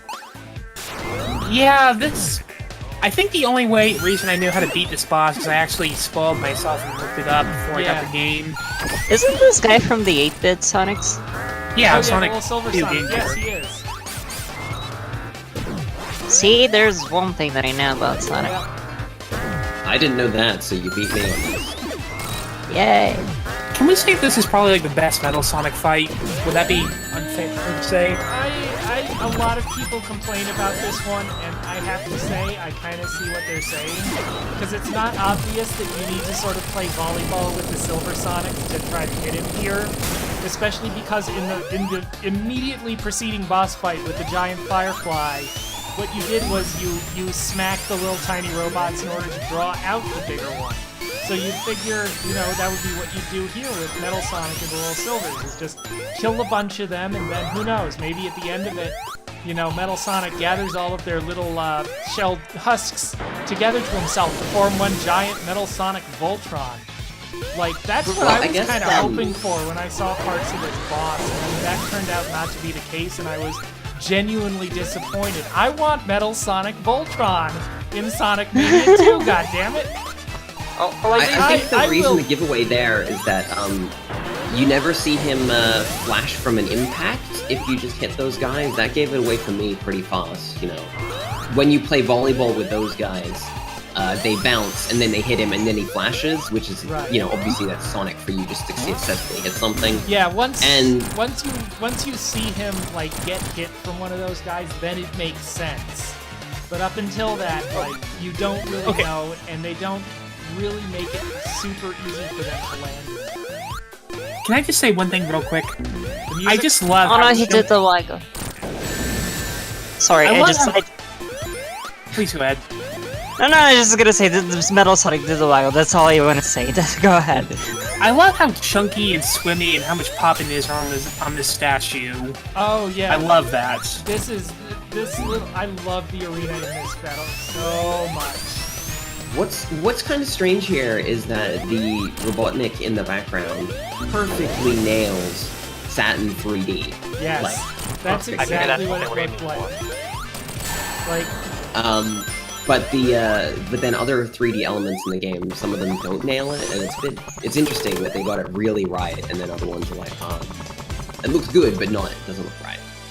Yeah, I agree. This is like the absolute pinnacle of, we want this to look like a Saturn game, because they nailed that so well right there. I think that boss is pretty great because it changes the Metal Sonic boss to an actual progression of bosses instead of you just run and then he just falls over dead because he's tired or something. Yeah, right. Or slams into a wall. Like, he only sort of does, but because he's already taken enough damage to blow up. I do think that, I guess, back in Sonic CD period, he wasn't really he was a dumb robot. He wasn't this, like, smart, like, I'm gonna beat Sonic on his own terms kind of robot. He was just kind of like Yeah, say what you will about, like, Sonic Heroes, I think that's probably its greatest contribution to the series, is that it sort of made Metal Sonic into, like, an actual, like, serious rival character beyond just a fast robot that gets in the way. Actually, no, I slightly take that back. There was also the weird OVA that was produced. Yeah, he's great in the OVA, and then, you know, like, they're in, like, a volcano, except it's, like, in Antarctica or something, and there's this really neat, like, few-second fight between them, which is cool. It's basically, like, the last half of that movie is basically exactly the same as Star Wars Episode 3. And that's hilarious to me, because it came out like You know, a decade before. I've never heard anyone say that, but I can't really argue that. So when Sonic shimmies along those poles, make sure to watch his ass wiggle, because it does. Thank you for that. No problem. That's an important part of this game. Also, Shadowhog brought up a code that you can use in this stage to, Oh yeah, right. The Sonic 3 Sonic 3 and Knuckles rather level select. Like when you use that in this level, it like when you're grabbing onto one of those hooks. That was close. You never got hit there. Yeah, when you do that and you get on the hicks, a different video games commenter who isn't me emits a little voice clip that's like, yeah. It's I guess if we get that recording and send it to them, maybe they'll put you in a different stage in Sonic Mania. That'd be cool. You know, I'd be up for that. Yeah. So I think I typed it in a little bit ago. So if there's another one of those, and I'm pretty sure there is at least a couple more. I saw the wiggling. Yeah. He was wiggling. He wiggles. It was The- that wiggle. They like the Sonic Wiggle and the Sonic Jiggle in this one, because that's what the Sonic fans crave. I don't know. Insert a quote from Motor Booty Affair in here.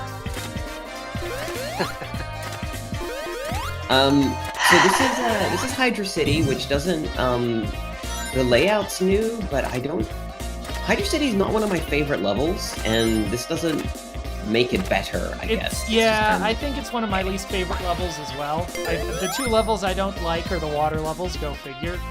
But they were also, surprisingly, my more favorite water levels at the time, simply because when you actually play them, there's so very little time you actually have to spend underwater in either of them this encounter.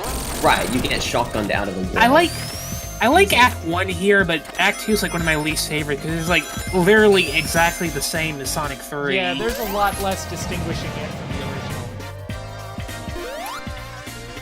Like, I mean, at least with the other copied acts, they kind of combine both Act 1 and Act 2, but here they don't really even do that. Yeah, there's not a lot of, like, a really, like, original material once you get past, you know, a couple of ideas from Sonic 1 and such. It does Even make the me wonder bosses if this is one of the last same, stages that almost. happened. Or one of the first, I guess. I wonder if this zone, like, came out really late in development. Or maybe really early. Like, before they really sort of got the idea down and they were like, well, let's make Sonic 3. And then Sega's like, no, we can't really let you make Sonic 3 because there are some rights issues with, like, some of the music and stuff, so... I do wonder if that's why some of the more iconic stages didn't show up. I am genuinely convinced. I mean, we know who wrote the music to Ice Cap.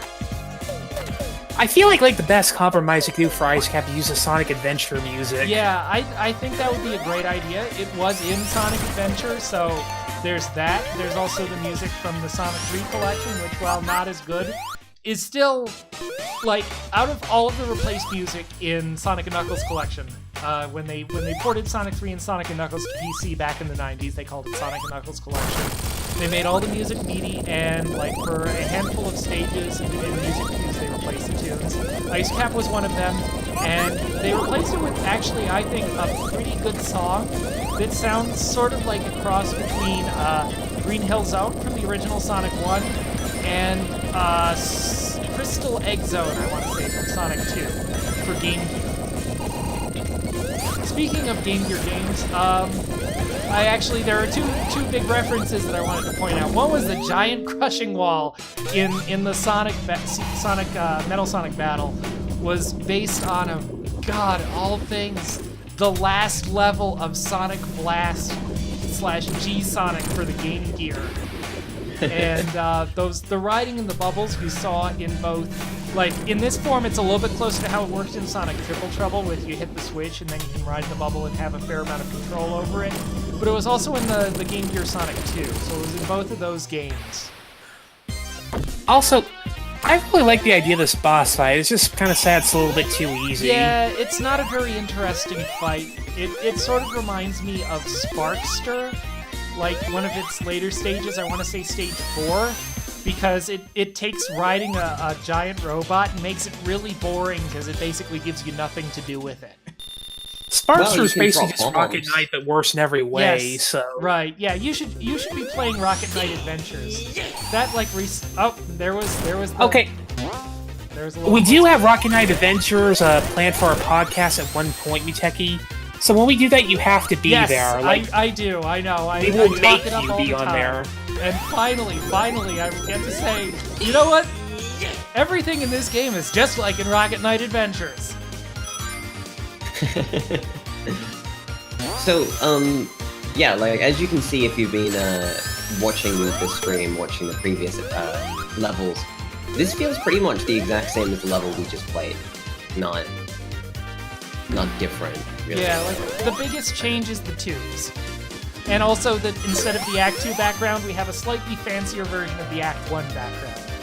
The changes are very minor, to the point where if you know where everything is in the original Act 2, you have a pretty good idea of where things are. I do find it funny watching you play that you keep getting hit by those snails. Those snails are absolute bastards. They are. Really are. They're the one thing that can consistently hit me outside of the very intro to Lava Reef in Sonic 3. Mostly I think it's because you don't usually expect things to hit you from above. Yeah, that's true. You can generally jump out of the way and be pretty successful. That said, I am going to show you one thing in a minute that is genuinely significantly different from the original. And that's where one of the giant rings is. Also, one of the other things is that when you hit the water here, you don't go into your little arms flailing animation. That's a little sad, because I like that animation. Yeah, that was actually a really good animation. They tried to make Sonic 2 cool, with the, like, running down it instead of falling like an idiot. Yeah. No, I mean, I love Sonic's faffing about like an idiot animations. One of my favorite bits in Sonic 2 is just his terrible, you know, balancing animations where he's just like teetering over the edge and he's just spinning his arms desperately trying not to fall off. That is like the single best animation from Sonic 2. It's also one of the ones that's completely original to the game. Ah, shit. Also, hey, Sherrod. Oh, did you get in? Hi. Ah, Yeah, hey, I'm in. welcome. Glad to finally have you. I had a friend test my mic. It turns out it was fine the whole time. Excellent. Fun. But yeah, so another, I guess, subtle improvement in this one, the water effect, like the surface level and underwater surface is way cleaner than it would ever be on a, you know, Genesis game, basically. So there's another little detail they added. Like, it looks really good in the original Hydro City. Like, it's a great looking water, but this one is what, like 11 or 12 layers going on here. Yeah, like every couple of pixels is a new sort of layer of animation, basically. It reminds me of the water in Donkey Kong Country 2. That game had some really good looking water. Oh yeah. Yeah, that Donkey Kong 2 really did a lot of effects like that really well. So there's another, like, I guess an odd change. The weird spinning floating columns that don't make any sense. They've been made, like, really dark and, like they stripped out the bright colors from them, and I don't really know why. It just makes them look kind of empty and dead. Yeah, they look weird, and it sort of clashes with the level colors a little bit more, because that gray isn't anywhere else. You know, I'm thinking about it, but is it just me, or does Act 2 use the Act 1 background and Yes. Act 1 use the Act 2 Actually, background? there's one small difference. If you look, I paused it so you get a better view. The Sonic sprites are actually the ones using the Sonic 1 and Sonic 2 style art that the animations in this game are based off of. I saw that. Yeah, but no, I did want to show that off for everyone, just in case they didn't. I found get to about see that from the Sonic the Hedge blog Tumblr. That's a really good Tumblr that everyone should follow, by the way. Yeah, by former Sonic Game HQ founder Lam. I don't actually know how you're supposed to pronounce his name, but Ralam sounds about right. Pronounced it. Nice bounce. Oh, I mean, Ryan Ryan Langley? Oh yeah. Yes. Oh yeah, that dude's cool. He does really great stuff. Yeah. No, everyone should check out his stuff. It's great. Oh, I forgot to go super. Oh dear, we're in trouble now, kids. Can't do it underwater? No, There's I no can't. jumping You in gotta the be falls. in the ball form in order to do it. I mean, there is jumping in this falls, but it's not until like the last. Yeah, not until after we get outside of this area, which is really the harder part, honestly. As long as I've got my shield, I'm not too worried. Like, nothing's really going to do too much damage. And so much for that shield. There's a bit of a delay, so... Without that shield, you have a very real chance of drowning in the stage, Yes. which is always terrifying in a Sonic game. I don't know, I think they supply so many bubbles that it doesn't really...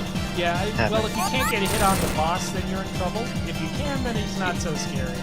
Yeah, you have to hit the boss, Like, and... hits to do right here. I think it's just 4 it was.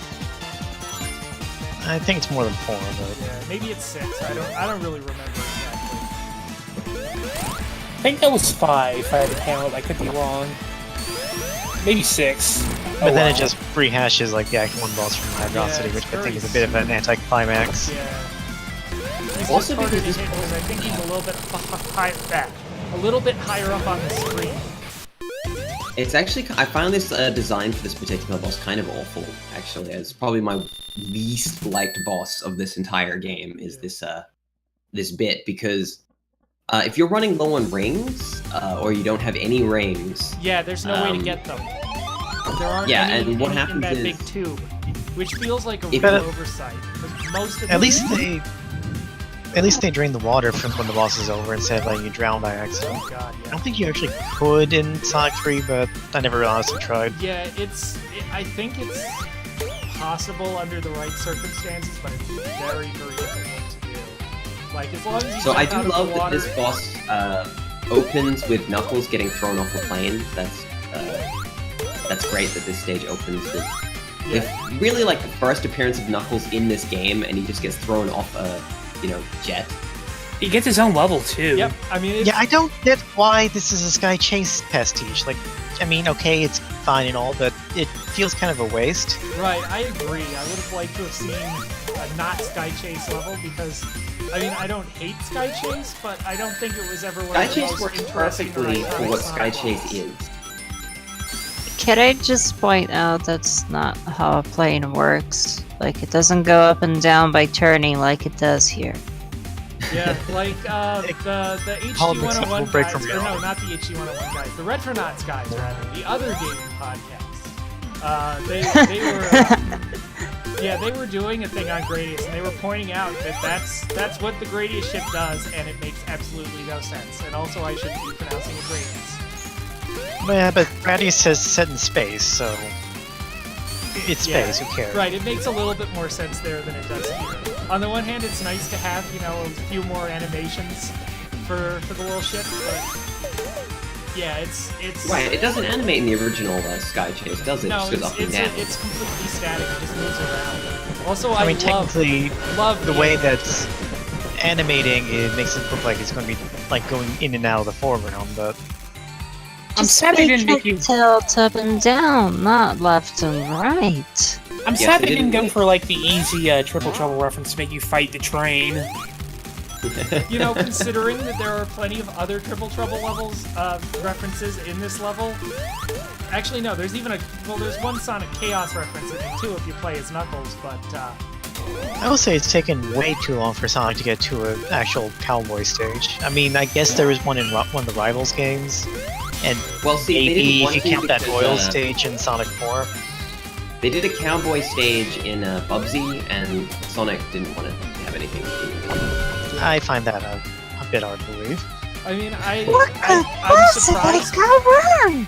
because Sonic's general style that leans toward, a sort of Art Deco style is really well suited to a sort of 1950s in the desert style kind of thing. Actually, that train should have gone on for much longer than it did. That's Yeah, that was way too short. I wasted think. opportunity. I would have liked to have had more not being on the plane in this level, honestly. Like, I don't mind Yeah, being I- on the plane, but I dislike that it's so much of the stage. Well, I don't like that you can easily just run off of your super or Yes. spin dash or Yeah, something. that's the reason why we're at the boss and I still haven't transformed. is that I would just run off of it and die. And I don't want That's that true to happen. the physics of the original game, isn't it? Unfortunately, I think it is. If you turn Super in Sonic 2, you would probably run off the plane. Yeah, if you run it like across the length of the screen in Sonic 2, that will happen. And one of the things And is, it's so like, stupid. since this game's in widescreen, the length of the screen in Sonic 2 isn't the full length, so you might not even notice you're about to run off of the thing, because you might think, oh, you know, I've gotten to the edge of the screen and then I can jump. Well, nope, not anymore, because the screen's longer. I do really like this boss, though. It's the only thing that redeems this act. 'Cause I Yeah, don't. it's a really cool boss. I'm actually not that fond of this boss because there are a lot of times you think you hit it and it just doesn't register. Usually when it's coming vertically. Yeah, I wish it was a little bit easier to tell when you were about to register a hit on it. Like, that's the one thing I don't like about it, but I love the idea, and I love the whole Space Harrier thing it has going on. I really like what they did with the end of act panel on this stage. Yes, it's beautiful. Heavy Magician Basically, if you- is maybe the best one of the bunch. Probably. I mean, I do appreciate what they did with the Motobug riding one, making it a tribute to Polygon Jim. Oh, yes. That was really nice as well. That's I my other didn't favorite know one. Polygon Jim too well, but Yeah. I mean, I sort of knew him, but yeah, like I'm saying, it's not like we were best buds or anything, so. So now the proper stage begins, and it's pretty cool. I gotta say, Really great. out of all the new zones, this is the one that feels like the most like CD to me. I mean, it's, Yeah, it's it's very very open. seedy. It's a literal barn. it's little very dive bar Collision and stuff. Chaos, but it has the spinny things from Puncture Panic as the bar stools.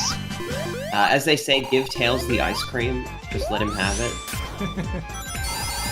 Well, I mean, technically his favorite candy is mint, but Is that canon? it's in Tails' Guide before at least. Oh, huh. I mean, I know Knuckles' favorite food is supposed to be grapes or something.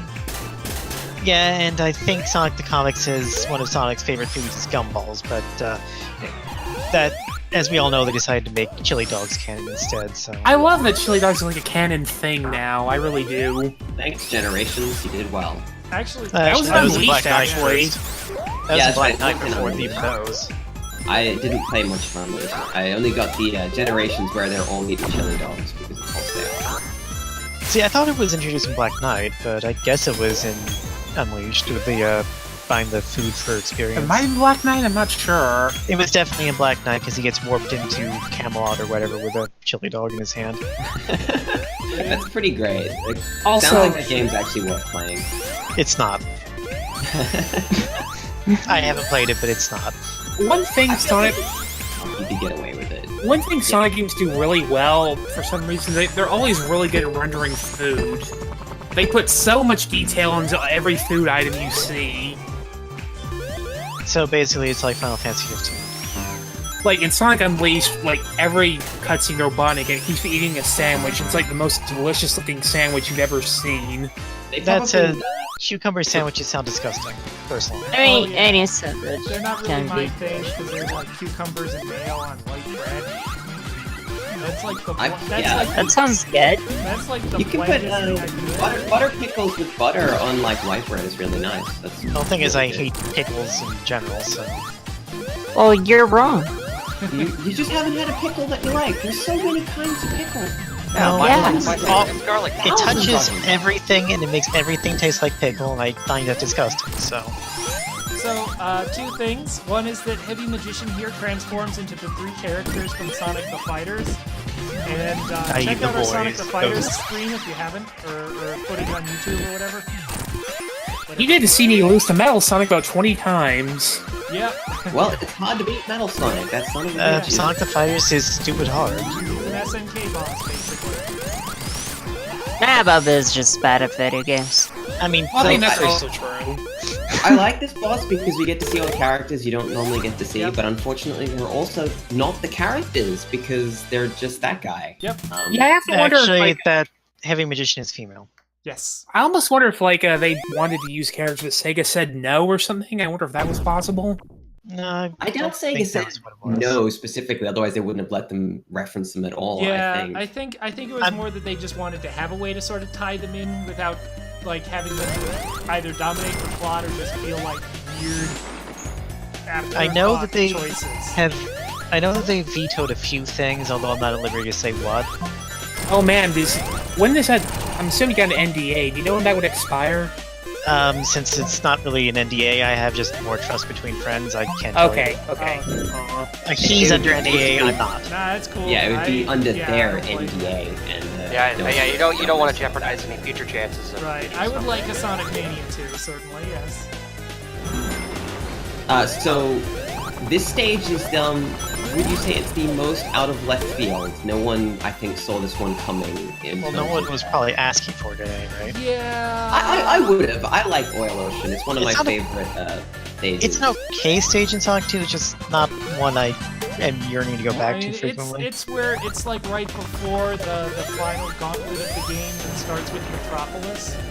And I think it a lot of doesn't people have the- forget about Oil Ocean more than anything. Well, it doesn't have Yeah, I the best tend to. flow, I think. It's not a very smooth playing level, but It's also kinda surprisingly cramped. fast. Yeah. Like, it feels kind of weird and out of place in Sonic 2 in a lot of ways.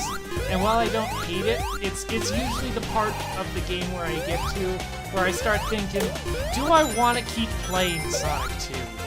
Really? Do I? I mean, you know, what I like about it is that it's I don't know, for me, it's like, if I'm playing Doom 2, I tend to get that sort of feeling around map 10. Yeah, over the halfway mark is where I was like, I don't know if I really want to keep playing Doom 2. The levels are that bad. I mean, map 10 is like only a third of the way through the game now. Yeah. But after that, it's like all the other levels are all pretty solid. I mean, when there's... you look at this stage, it's a really nice break from kind of just running around like a lunatic. It actually makes you sort of think about your sort of platforming. Okay, Yeah. I gotta say... Go ahead, go on. Okay, Go on. real quick. Is it me or does this fire look like Metal Slug? There. Kinda. The explosions do look kind of Metal Sluggy, yeah. My question is, like, what exactly the purpose of setting the oil on fire is supposed to be? Oh, it doesn't do anything. I think it's just supposed to be a nice sort of touch that's like, well, it would be weird if we didn't have this here because, you know, we've spent so much time thinking about the way that the stage gimmicks and elemental shields interact. So I think that's Why aren't you turning... Yeah, okay. If you lose your fire shield, does fire hurt you? That's yes, what it I does, want. I haven't actually tried. Yeah. They have the little... I figured. Like the little... So it would be disadvantageous to actually have the fire shield in this stage. Yeah. Like, So of course I give it to you.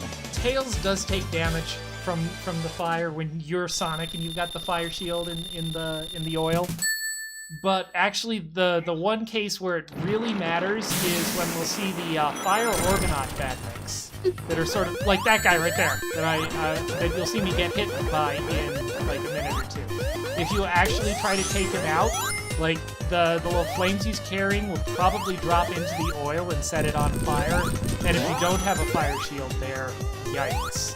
Also, this stage has a gimmick that's like throughout the stage that's loosely inspired by Sandopolis Zone, where over time the fuel coming out of the oil refinery will pollute the air surrounding it and cause you to lose your rings. It will not actually kill you, but it will take away your rings very slowly, and it's annoying, and it also gives the entire stage this really awful red blur filter to it. And this is why no one likes this version of Oil Ocean, I guess.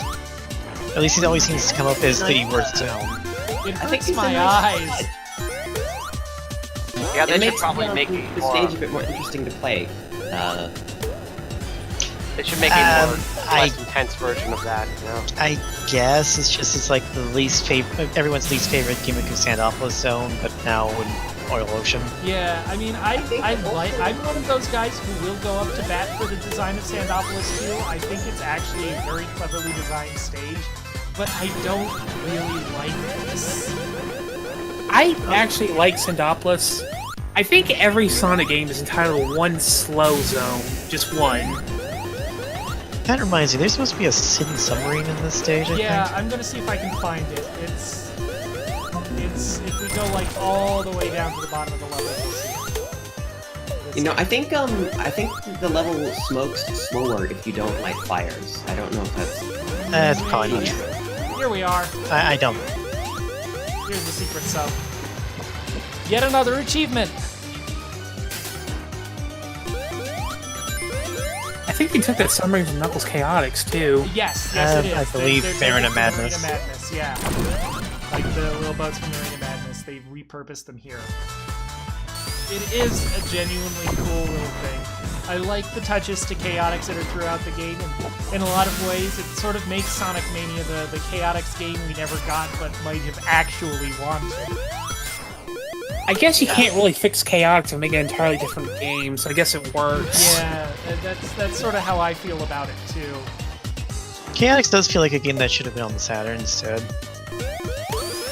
They wouldn't have made it on the Saturn, though, because they made it purely to try and move units to the 32X. Actually, I heard it was going to be a Saturn game, but then they kind of cheaped out on it when they moved it to 32X. I mean, I know it doesn't use the 32X Doesn't sound hardware right, but- that strictly. Like, the backgrounds are still Mega Drive. I think only the sprites Yeah, the are sprites, and 32X that's layer. pretty much it. And like a handful of special effects, too. Let's try that. Get that one up. Like, but it failed. I don't have a link on hand right now, but I think there's like an interview with like Tom Perinsky where he's talking about it. All I know is like the 32X was conceived in Japan and forced onto the American marketers by the Japanese branch, even though the Japanese branch didn't know what they were doing. Was That it? I thought it was something basically- the American branch that came up with while the Japanese branch was busy on the Saturn. Yeah, so did I. Like that was, I thought that was the I- idea too, was to be a thing that could be interesting to the American audiences, where the Mega Drive had actually sold reasonably well in time for the Saturn to catch on. I mean, I swear I heard that the North American branch didn't really want the 32X, but then they didn't really want the Sega CD either, I think. They eventually found a way to make it work. Oh, did you get crushed or something? No, I just took a hit right at the end after I beat the boss. Sometimes that happens with a few of I these see it. bosses.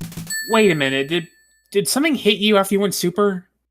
As I was Super turning Sonic out of automatically Super, basically, deactivate, and so he got hit by it. yeah. Right. I mean, Does that even happen in the other Sonic games? I thought, like, all the bullets would vanish the instant the boss died or It's something. usually pretty consistent about not letting that happen, but there are a few cases where it can. The biggest one, to my knowledge, is the final boss of Flying Battery Zone in the original Sonic 3, where the little spike arms he has will last for just a little bit longer than the boss defeat animation. Like, once it starts, those arms are still there for a second, so you'll turn out of being supersonic and can actually get hit by them. That's sort of like what happened there. So here's one of everyone's favorite zones from Sonic 3. Yeah, I love it. Yeah, Except my friend, he absolutely hates the zone for some reason. Also said it was a pain in the ass to work. it's really kind of not one of my favorites. It's way too cramped and it's just like constantly full of obstacles at all times. Yeah, honestly, I don't actually like this stage. I mean, I mostly That's enjoy good it, music, but I at think least. it's mostly for the visuals, because it's a really, really good looking stage. Here, I mostly like what they've done with the new background and stuff as well. But Basically, yeah, This stage looks great. I think this is a really great looking stage. I just think that it's very, I don't know, a little bit of a confused stage maybe. Like, you stop and start a lot, you run into a lot of walls, yeah. constantly get hit by things. It I'll just drop doesn't a hot- flow. I'll drop a hot take real quick. Lava Ray feels like what people who complain about Sonic plays like. But they imply that every It zone is feels like lava. someone spruced Yeah, I up, think that's what we're saying, lava. yeah. I mean, again, you know, I mostly like it, but I think there are just too many of those little stairs. And honestly, the one thing that I really like about this version of the game is that they've, I want to say, taken a cue from Sonic 2's Underground Zone and made it less stair-based and a lot more like wooden ramps and stuff. There's also a I don't bit... think there are any wood in Underground Zone, but I know what you're getting at. Well, I feel like, especially once you get near the top where you see like the mountain backgrounds and some of the more bridge-like level patterns, like that looks to me a lot like Underground Zone. But maybe that's just me. There's a lot of ideas from Hilltop in here too. Come to think of it, I don't think in like Sonic 3 Knuckles, I think the entire stage was underground. Yes. Not like underground zone, but like there is no Yeah, like surface literally area. So underground. the mountains and like the sea of lava up there are brand new to this. Yeah, like Putting all light this into stuff the above surface is was blocked very out Sonic CD. by that thing. And I want mean, it like to Title go- Tempest. which is more Hilltop. I mean, you're the player. I don't really care. I love this background music, by the way. I mean, They're there's, pretty good there's no remix. stage except maybe Hydra City where you can basically even criticize the music. And they're probably more Flying Battery, because I don't think Flying Battery, they touched it up with it. Yeah, It sounds just like both of Flying them are changed very little, but the Lava Reef remix is excellent. That I am really thankful for. Like, both stages are very, very good. It's kind of strange that they put the Metallic Man as walking legs here. Yeah, it's very strange, especially because, Well, there's like 2 stages later. yeah. It does I think it's work actually in terms very of the Yeah, next it's the lava. next stages, stage, yeah. Like, all that we have left are those last 2 stages. Well, 3. Oh yeah, if you count the final boss. But I mean, guess it maybe has- part of my disappointment with this stage is it means that one of my favorite stages ever, you know, Mr. Caves or whatever underground caves, Sonic 2. It's a cave, yeah. Whatever, I can't remember. I like the stage a lot, and that doesn't show up at all in this one. You know, and I would have loved to have seen a take of that stage. I wouldn't mind throwing out Oil Ocean, replacing just a cave, yeah. And also to an extent, we also, because they use a different one, I would have liked to see him do a Hidden Palace Zone. I think that would have been a really, really nice addition. Oh man, the frame rate's gone to hell. Yeah, it kind of has. But the compression and stuff, oh yeah. I'm sure the streaming hates good the luck. lava a lot. Yeah, it's the lava. Yeah. By the way, were you And saying the something, screenshot. by the way, Tonic? I couldn't quite hear you. I was gonna say if they had chosen Mr. Cave instead of Oil Ocean, we probably would have gotten a very dope remix of tune. That's probably one of the better Sonic 3 tracks.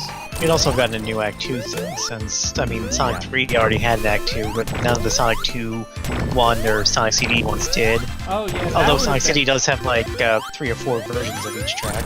That would have been interesting would be to hear like an Act 2 remix of Mr. Cave. Because that track is amazing. Yeah, that's why, like, if you had to pick, I would have brought this. That's it. I know why they didn't, because if you look at the stages they've chosen, they've very evenly picked them from the different games. Yeah, there's one from Sonic Also- 1, 2 from Sonic 2 and CD, and then 3 from 3 and Knuckles. Just changes there's a little bit. Those legs that you walk over lava with, like, they keep falling if you just stand still, and if so, what happens then? Oh, I think they just sink into the lava and that's it. I think And they you actually can take a set hit. in the lava. Yeah. Yeah, Oh, yeah. like, you can't move. They don't seem to. so what happens if it just fully sinks in the lava or just stuck? Yeah, you get hit, because that's how Sonic works. I think so, yeah. Also, that is worth an achievement, riding those legs over one of those Rexon backpacks. Just as a note. Riding those legs, what? Oh, the little pink dinosaur dudes. If you walk the legs over top one of them, that's another achievement. So we're getting all the achievements tonight, folks. The hilltop dinosaurs, I do Yeah. like them. Rexon. They're cute. Yeah. I like. Yeah. And that whole I shape. only I know don't that like because I that you. That was uncanny. in addition to Don't my do Sonic that. 2 I only know the name of that because of like the shenanigans when I was also trying to do Sonic 2 comparisons. I was trying to see if I could replicate the Rexon crash bug. Oh, in the, yeah, like where you Steam fall from a release great of height and Sonic. they die. Yeah, I think I forgot that part with the fall from great height part. It just crashes the game like completely because the game has no idea how to handle it anymore. 'Cause there's like some I think weird. I think it jumps to the wrong register or something. Yeah, I like think that. it's a very strange bug. And it's So as long as I- we're in Lava Reef, I've got a question. Does Knuckles jump as high as Sonic and Tails in this game? Because it feels like he no, does. he's still got his gimp jump height from the original. Okay, because I know this stage in particular in like the original Yeah. was one of the more apparent instances of his jump kind of screwing him over, Right. but Because he has. I swear it felt higher in this game. Yeah, he has a completely different route through the stage that he almost completely has to take because he can't go. Like there are. I mean, that's true of the original too. Yeah, exactly. So. Well, no, that. Oh, I was talking about the original. Yeah, I But, mean, he does have a different boss, I know at least. Yeah. I haven't actually reached like it yet this because my game. Knuckles playthrough stopped at Ocean 2. Next time I play this, I'm gonna start a Knuckles run and see how that goes. I think. Can I still get It's it? Oh, very no, similar. I missed the one-up. But yeah, there was a one-up on that conveyor belt, which is totally a reference to Sonic 1 Master System. You tried to double jump and you completely missed it. Yeah. And now, oh, wait, hold on, can we... Okay, because I want to go back to the normal stage music in a minute. Plus, this is... Oh, I was gonna mention, because this I mean, is I something that I don't think was I had to mentioned mute the yet. stream just so I don't hear it twice, but... I don't know if you've actually hit one yet. You might have. I wasn't paying full attention. I was really disappointed that the level music doesn't speed up when you hit a run fast crate. I was very Oh, disappointed yeah, about that. it's actually... It's the Sonic CD style, yeah. Yeah, it's a different track completely. I don't actually mind that. I kind of like it, specifically because it makes it easier to tell when you're about to run out of your juice. That said, they did include the speed up for the Blue Sphere stages, so they probably could have if they wanted to. Like the engine has to be able to handle a tempo shift, doesn't it? It has to. I think so. It's just yeah. with streamed audio. It's just with streamed audio. Usually, a tempo shift just makes everything squeaky. Yeah, it's definitely difficult to do. I think they had managed the way to do it because it was like either partly tracked or something, but I think it's true. More of this audio is streamed than like in the previous Sonic games, so they couldn't really do that. Like, I mean, in think Sonic 1 Jam, they had to include separate recordings of these tracks at faster speeds that they'd switch to when you hit a speed shootbox. So they'd switch to streaming by the Saturn for sure. Like they Was Sonic Jam like a recreation or an emulation? recreation actually, I think. It was not like Saturn emulating the Genesis, it was mostly original code. With the caveat that I think the Saturn hardware had some level of compatibility with the Genesis, so there was a decent amount of code they could reuse between versions. Yes, sort of, in a way that it did have a 68K in it, but it was just like the same way that the Genesis has a Z80 for the audio, the Saturn has a 68K for the audio. Yeah, Which but I mean, I is think you're fucking weird. the Z80 for something else too. So Yeah. the Saturn hardware is stupid. Yes, it's a It's very fucking strange weird. design that only really sort of makes sense if you think they were trying really, really hard to maintain compatibility with all of the Genesis and its add-ons. Except it doesn't Yeah, because and it doesn't then- and support then- any of them. Yeah, they never followed through with that. So instead, you've got this weird Frankenstein's monster of a console. That no one liked. I mean, except the people who bought one and actually liked the games for it, but I mean- programming. I mean, it was popular enough in Japan, I think, because its software library was a little bit more aligned with the tastes of Japan because it was more arcade-focused, and there was a lot more people in Japan still It interested sold in arcades. better than the N64 when they were both live. I know that much. And yet Obviously- somehow... Sorry, go ahead. But not better than the PlayStation, obviously. No, yeah, I mean, the PlayStation outsold everything by a lot. Like, the I can't- Saturn's fate in the Arrow was close to, like, the TurboGrafx 16. I mean, I heard that after Ken Kutaragi got turned down by Nintendo, he actually went straight to Sega of America to pitch like a Sega PlayStation. I kind of wish that had happened, and yet at the same time, kind of wish it hadn't. And I 'Cause that think would've we been did get the best of a lot of things because, I'm- frankly, Sega in the Saturn period had very little idea what they were doing. Yeah, Sega has always been good at sabotaging themselves. Like, they are their own worst competition. I mean, that is sort of why we don't have a Sega PlayStation, because like Sega of America was all for it. Because I mean, they knew how good FMV games were doing for their system. It was Sega of Japan, as usual, that kiboshed the idea. Especially since they were had like total animosity yeah, of there was, anything like, this Sega of weird America sort came of up with. professional jealousy between the two groups. But you also have to realize, obviously you've got a completely different business culture there. For also, like, I'm sure, like, for Sega of America, they were like, yeah, Sony's cool, that's fine. I'm sure that Sega of Japan had a lot issues with working with like another big company in Japan. Well, they also thought that Ken Kutaragi was a hack who didn't know what he was doing. And also I know, Sega but That Gaga. makes sense. I don't know why.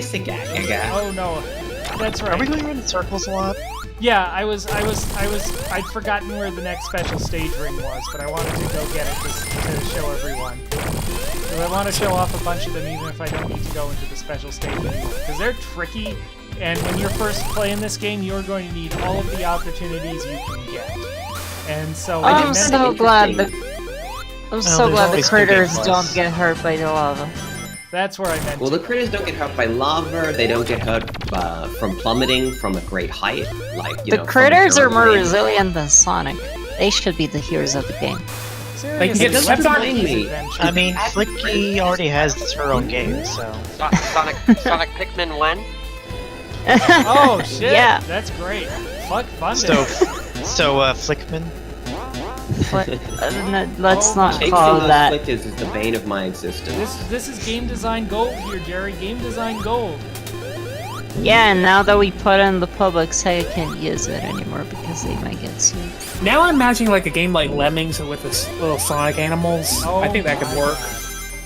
I love All all you these have to ideas, do guys. is say Please that keep them you coming. freely and totally relinquish the idea to Sega, and all they have to do is get in touch with you. It's cool. Seriously, I mean, if you think about it, isn't Sonic 3D Blast basically just an isometric Flicky anyway? Just with Sonic It instead is. of It's Flicky. basically. yeah, it really is. It's not as fun as Flicky because it's kind of a pain in the ass to move Sonic in Yeah, 3D. it's a lot slower than like any game in the sort of series that it's based on, which is a combination of Oh, there's Jimmy. yep, little Motobug Jim and Heavy Rider, other Anyway, girl you were saying- robot. Anyway, This, you were this saying. boss is kind of a pain in the ass if you're not super. Yeah. It's a good boss. It's just really tough. Yep, because it's hard to dodge all the attacks. And Knuckles has a I- completely different boss. I'm gonna ask again. Are there any new Sonic like critters in this one? Because all of the critters remind me of earlier critters. There doesn't seem to be any new animals. I don't think they created new new key animals, no. I think you're right. I haven't noticed, but it's also like the one thing that I have not been paying attention to in the least. But does anyone pay attention to those? Yeah. Like, come to think of it, they don't even turn, like, the badniks in this stage drop animals instead of flowers, so... Right. That's I think more just to stop things from being confusing. Because we always have to remember that this game could very well be someone's first Sonic game at this point in time, Yeah. especially a classic Sonic. So you can't make it too confusing for new players. Like, why are they dropping flowers and why are they dropping? I like this. I love these babushka doll versions of the Stardust enemies. That's I mean, that's I amazing. don't, because I always hated You those mean- guys, and now there's like 3 of them in one. But I You mean the will say- metallic? Yeah, They weren't in Stardust Speedway, they were in Metallic Madness. that's You true. think it's Starlight? I was saying Starlight, yeah. Oh yeah, they were in the Starlight Zone as well. Yeah. I will Yes, admit, real quick, I kind of do have a small complaint. There's like 2 tech-based levels in a row. It seems maybe a little unnecessary. A little. I did think this was the final stage when I was first playing. That seems to be a Sonic trait, though. They seem to really like to cram those metallic stages into the end. I think the problem is, if you go by like traditional level sort of progression, about 1 billion Sega games had, for their penultimate stage, it was like a factory, a robot factory, a metal factory, some Street sort of Rage. industrial nightmare factory. Streets of Rage 2 being a good example, Yep. I think. Yeah, but then the last stage would be, mansions or somewhere like really expensive or just something opulent and something else. That was a really nice background thing. Reminds me of Abe's Odyssey. Oh no. the way Although I it's- will Oh, They did this that as is... well. Although I will say, as far as theme reuse goes, at least they didn't make like 5 city stages like they did in Generations. Yeah, that's the one thing that Yeah. really sort of gets me about Generations. That even though like a couple of the levels in that are shared with this one, Green Hill and the Energy Plant, like right at the start of both games, at least, yeah, there's more variety here because it wasn't sort of designed by Facebook poll. Right, it doesn't have the most popular stages, which are inevitably going to be the similar stages. Which Yeah. is Everyone loves really Speed cool. Highway, except for me, honestly. I'm not the hugest fan of the level, at least in its original form. I always No, it's preferred good. Red Mountain. Red Mountain's good too, though. I think Red Mountain's a much more interesting stage. It's got cooler music. It's got a very weird like cave that you go into, which is really creepy and stuff. And I'm also And gonna like say, the lighting turns all red, and then Sonic looks black because there's no blue light to illuminate him. yeah, unless you're Yeah. playing in the PC version, but don't play that. Oh, don't play the Without PC mods. version, please no. Like, are we talking the first PC version or the PC version that supported the 360 Well, either version that one. I supported don't the first think either PC one of them version? had it. Like, what the hell is going on with that anyway? Yeah, Who it's a would Literally, portable, the portable, only good portable, version is the portable, original portable Dreamcast point. game. The rest of them are just not good. It's Doc, I like heard you like you sports. already had a PC port. Why are you porting a port of the PC port back to PC? And also, why are you porting the bad port? You're putting all this effort to Yeah, put the why bad not, why not game. give us some more Worth of the every Dreamcast port. effects? Instead, we gotta look for, third-party modders to save us. Thank All right, God so we they are have now at a scrap. The end of Sonic 1 is what Final we're zone. doing, Yes. which is really cool. the final zone boss. And I guess you could call it Scrap Rain boss, because it's Scrap Rain. It is. I It is, guess like- Scrap Brain didn't have a boss fight, technically. And it's Yeah. literally Even if the you exact, count the 8-bit game. like, I'm pretty sure it takes place at the very end of Scrap Rain Act 2, in fact. Like, What it's about literally Act the same 3, thing. though? I mean, doesn't that... Oh, Act 3 is No. even weirder, yeah. I mean, Act 2 doesn't have a boss fight, it just sort of drops you into Act 3, which is Labyrinth Zone Act 4, really. Yeah, because God what we knows needed was why more they decided Labyrinth that. Zone. That was what people were clamoring Yeah, so for. Labyrinth Act 4. 'Cause everyone's like, we fucking love Okay. water levels, you know? You know how I said every Sonic game is allowed to have one soul level? That's my problem with Sonic 1. It has 2 soul levels. Technically, if you want to think about it, it might have like 3. Each sort of Yeah. alternates between One fast and fast slow. one slow.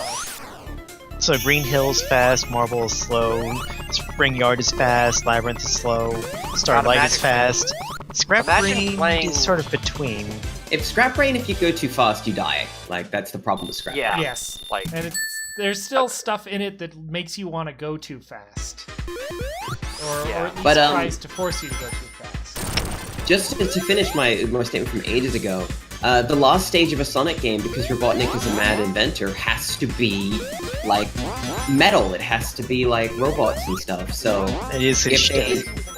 if they accidentally follow the normal progression of stages, they invariably end up with a double helping of some sort of robot factory, followed by Robotnik's Robot Factory. And it's a issue that a lot of these games have, like, almost all of them can't help but do it. Would have done an Advanced 3 and then made like a weird castle the I was- final stage. I was gonna say, I really like, I'm not a huge fan of Advance 3, but Chaos Angel, or whatever it was a really cool idea. Although I think they screwed up the placement of Act 2 and Act 3's music because Yes. they made like the really fast music for an auto-scroller and the really slow music for a relatively fast stage. Yeah, I agree with you on that one, yes. I think it's one of the stranger music choices in the game in that regard. I like it because the song sounds basically, like a remix of Golden Tears, but like it's a very strange choice of tune, or at least stage ordering. If they'd either switch the stage ordering or the music cues. Oh my I god, agree. Sonic is tiny. Yep. Yeah, that was in certainly- the original Yep. too. Yeah, and Act Except 2 this time now we get Knuckle sprites for it too. Yeah, there's a lot more of it as well. Well, can you get a tail sprite? Yeah, there you go. There's tails. Yep, This is Tails. Yeah, Tails. but Tails technically could do that in the remake. Yeah, when they ported it to the Right, PC, yes. they gave it. Because you can play as Tails in CD's remake. I never bothered to play as Tails in that one. He Well, looks yeah, I like a kid. understand. That's fair. I think as far as like mods to add Tails into a game go, it's probably one of the better ones to do it in because it's he's not already there, but the level design feels well designed for his ability to fly because it's so vertical most of the time. And just Yeah, you could definitely get around the game a lot easier. Yeah. I can think of several stages where you would just be able to easily re-navigate them as opposed to Sonic where you have to really work to get around. Yeah, Tails' sprite just looks like it was scaled down instead of Sonic's, which is like Yeah, Sonic has a uses bigger this Oh, head. original custom-made big-eyed chibi Sonic, whereas Tails looks like he's just been. No, they were all drawn. They were all drawn from scratch. I can tell you that much. Yeah, I believe that's. I believe they were drawn from scratch. Yeah, He just Sonic has a very Tails' defined. proportions are a little bit more consistent with his original model, whereas since Sonic sprites were taken from all the way back in Sonic CD, they do have that sort of more specifically kind of off-model style that they worked for in that one. Like, you can even see just the way Sonic runs. He does this really odd, like, side-to-side step, which is not what he necessarily does in his big mode, whereas Tails just runs like normal. Okay, I have to admit that I never even considered what Chibi Super Sonic would be like. This is just adorable. So there's an achievement with this boss if you like get all of the capsules out before destroying any of them. Well, good luck with an AI Tails.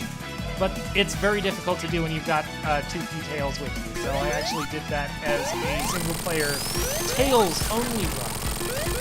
Muteki, I think you'll find that they're actually called Gachapons. Yes. I forget what the actual boss's name is, but it is a pun on Gachapon. That makes good sense. Yeah. I'm assuming this is like internal to the code or something. Oh, Gacha Pandora. That's what it's called. That's great. Yes, that that is name a was good worth pun. the It's price. beautiful. I'm gonna glad say I real made quick, that deliberately snarky comment. And If then there's, had like- trivia. If there's like any zone that really needs transition, I'd say it's this one, because it's kind of hard to tell what the zone actually is after a while. Yeah. I'm sure they like to add the transitions back in, but at the same time, I also wonder if they're going to just cut their losses and just go assume everyone will just assume that it's Phantom Ruby shenanigans. Well, it's not like the original Sonic games before Sonic 3 had much transition between the stages. Yeah, so it's not a big that's deal. true. I think it's one of the reasons why, even though you know that there's no lack of transition, or that there are no transitions, I should say. There is a lack of them. Like, you kind of notice it, but you don't really pay too much attention, because it's like 3 out of 4 Sonic games agree you don't need transitions in your Genesis-style Sonic. I mean, like I said, just assume it was the Phantom Ruby and Yeah, will probably be pretty much. sufficient. I mean, like, half of the cutscenes that actually do exist are all variations on the Phantom Ruby shenanigan thing. Also, there's an achievement if you can get through this level without being hurt. I did it as good Tails luck. because it's easier to do as Tails to avoid damage. I would strongly I mean, encourage- everything's easier as Tails. Yes. If you're going to go for that achievement, I would definitely encourage you to use Tails for it. Tails let is you always use Tails, that makes it a lot easier. Sonic 3 onward anyway. So, Sorry? you got a lot of What'd you weird say? stuff going on here. Because you got like elements from bonus stages. Wait, what did that last guy say? Carnival night going on. What did that last guy say? I couldn't Yeah, hear. someone got cut off. I said Tails is basically easy mode. Yes. Sonic. That is true. And Knuckles is hard mode. Correct. Those are both correct. Absolutely. And the Piggy's back from Sonic 1? Yeah, Ball Hog. from Scrap Rain. Ball Hog, I think his name was. Yeah. I really hope his name is indeed Ball Hog, because that's a horrible name to be given.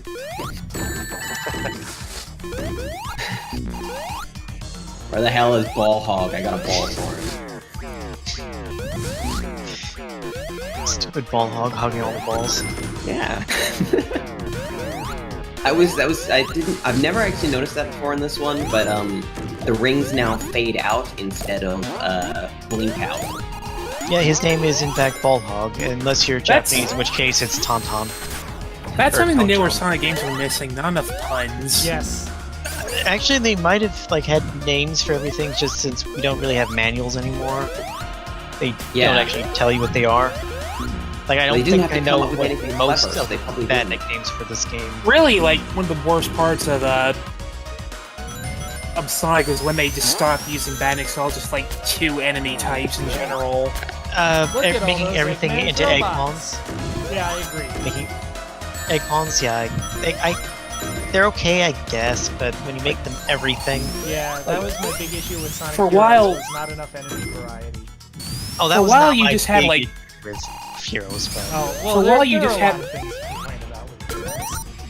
For a while in Sonic games, all you had was the egg ponds and the floaty things, and that was kind of it.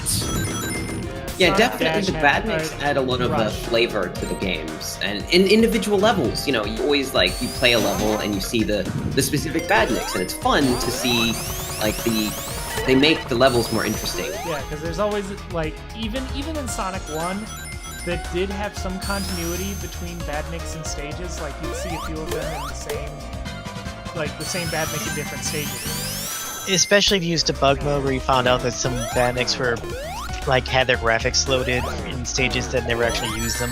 Like Spikes, the sort of lawnmower with spikes on his back from Spring Brain, is in Marble Zone for some reason.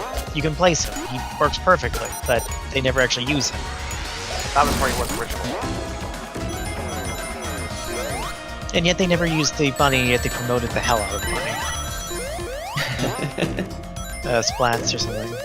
Yeah, Splats was in earlier. He's back in this game. I know, press garden, but in fact he's in Sonic 1 Mobile if you use debug. But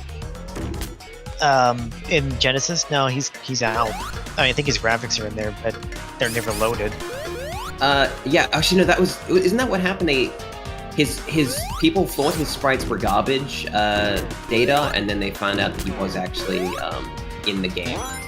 In fact, I think about trying to think where they found his like object. It might have been in the special stages or something, where you can place just like garbage data for some reason.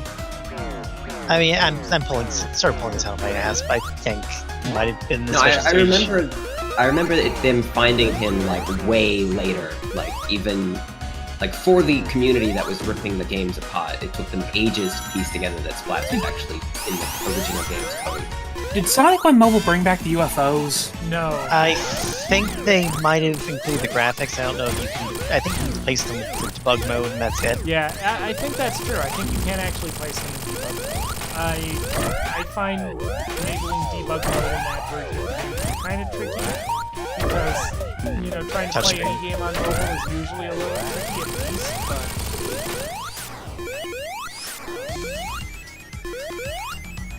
So I'm glad they brought back the Death Egg Act 1 boss. Yeah, that was fun. And then completely changed his Phase 2. Yep. Or, yeah, Phase 2. Yeah, the Phase 2 of the original form was not very interesting. I don't know, I kind of liked his Phase 2. Yeah, it's like you hit him, may have then dragged wait in on a a little corner bit. or stand on one of these platforms, and that's it. Unless you're super, in which case I can just wail on him. Yep. I don't think he's invincible. So.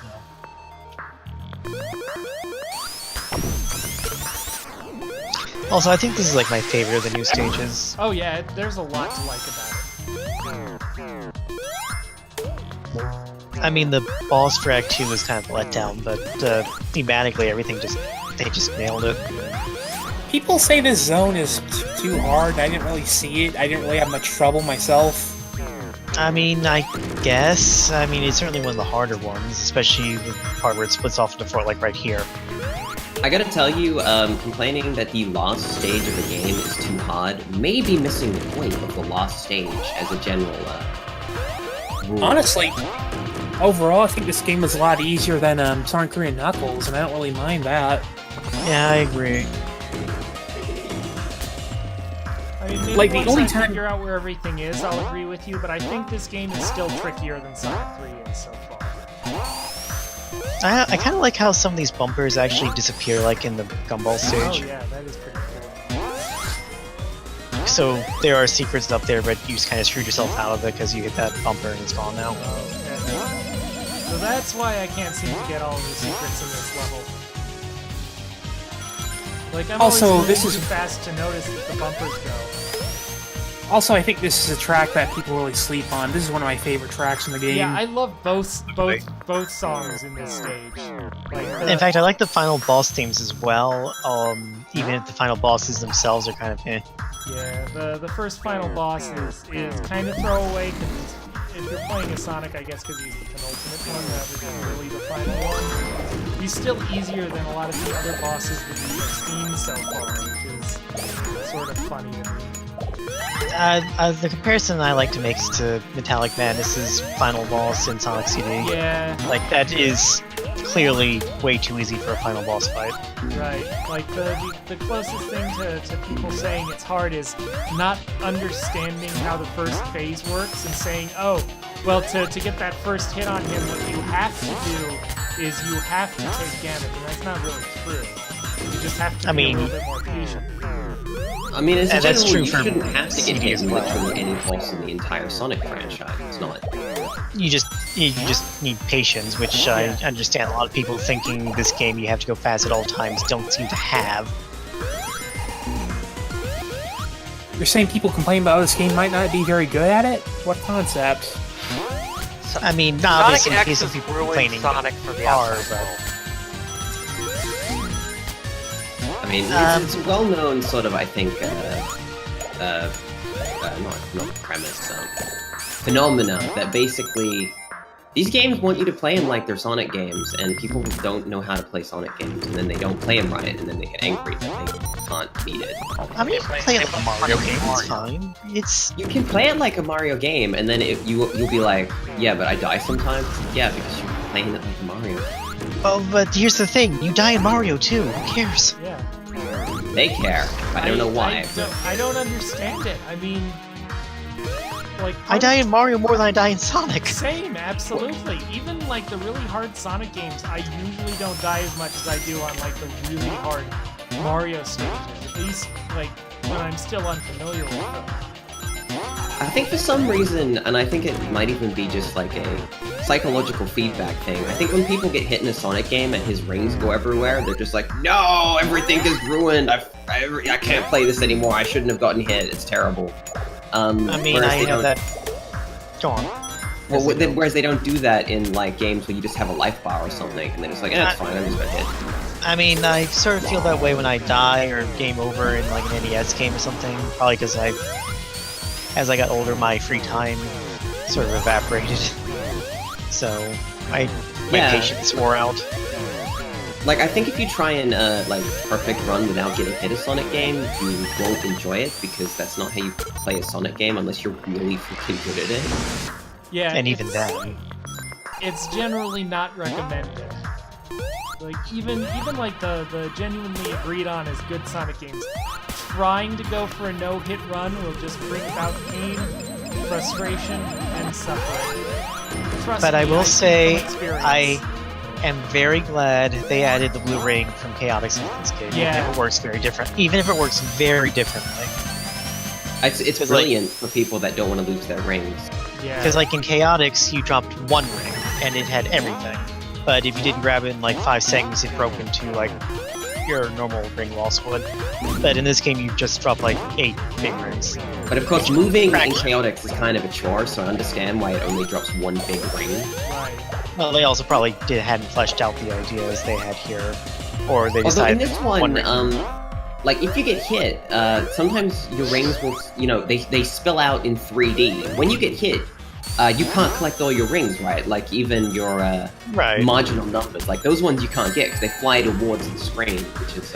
I think that's how they represent the rings. That there are too many to pick up. Yeah.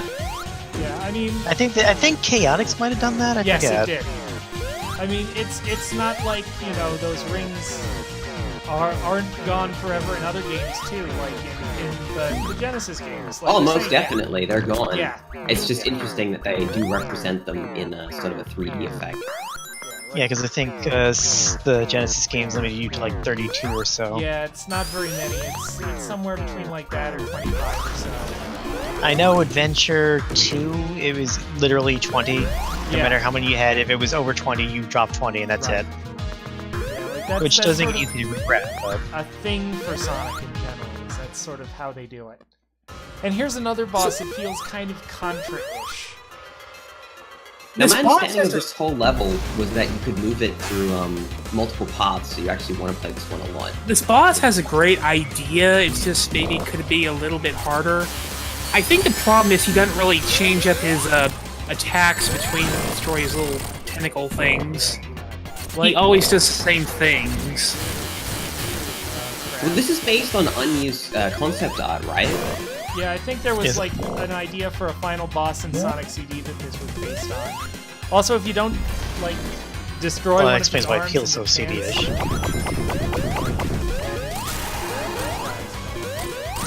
Yeah, it took me a while to figure out you were actually supposed to jump into the hands and not avoid them indefinitely. Yeah. To be fair, that's pretty horrible design. Jump into the bosses, obviously looking like an attack phase. It's not. There's no way to get that right except to, I don't know, make it green or put a ring in it or something. Like, it's really, it doesn't feel right jumping into a boss's open palm looking to grab you. That's weird. Did you just say the phrase "put a ring on it," referring to? I said put a ring in it, but yeah, that's just as accurate. Yeah, I think what we need this game needs is more Eggman marriage. Definitely. And Beyonce. Everything needs more Beyonce. Perfect. Oh, a death! That was, wow, Yeah. that happened. That was unfortunate, but I'm usually supersonic for this guy, so I just run into the Ruby when he makes himself vulnerable, and I don't have to worry about any of his other attacks. No, I'm not usually supersonic for this boss fight because I haven't played the game that much, but I just tend to hang out in the left and right where he's not likely to be. And then, like, spin dash when his electricity runs out. Because you don't have to tank the hit. Right, yeah, he's vulnerable for a second, too. But if you're not fast in destroying him, I think that's what makes the arms come out. I mean, I don't know how many phases the arms have, because I usually only had phase 3 with the heavy, hard-boiled heavies. I'm kind of surprised they didn't try to use that one boss that they had for Sonic CD, where it was a giant neck that you had to go through different time zones to fight. I guess they couldn't do that because this game doesn't have time zones generally. Yeah, this game isn't about time travel, so it doesn't really. Although I think this boss fight is in fact on Little Planet. Yeah, I think they could have stood to have made it a little bit more interesting. As it stands, it reminds me of that one giant mech that sort of goes around like in the middle at the end of the jungle stage in Contra, hardcore. And so making it sort of like the second hardcore style boss in the game. But I'm not entirely sure you're expected to avoid this phase of the fight though, the Shinobi guy turning into like the 7th force.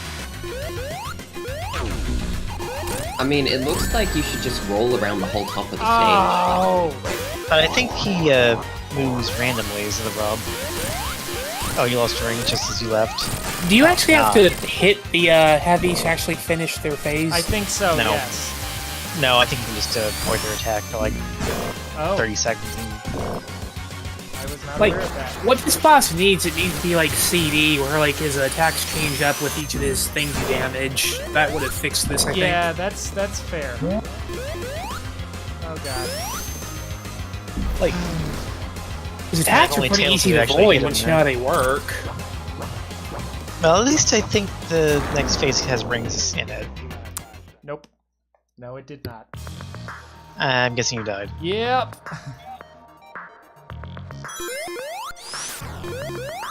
I think it's theoretically possible to follow those cups, but from where For some reason, I always tend to follow the wrong one with my eyes. Yeah, they always sort of almost feels random in the way they're drawn. Well, I don't know what the tell is, because obviously that is supposed to be avoidable if you follow the rings. I mean, cups. Whatever.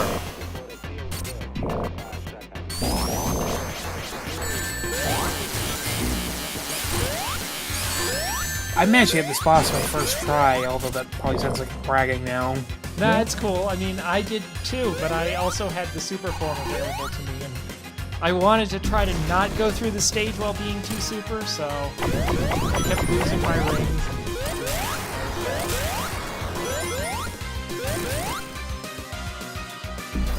I mean, it's a late boss. It should be tough. Yeah, I mean, I'm not gonna feel too bad about literally dying to the very last boss of the game.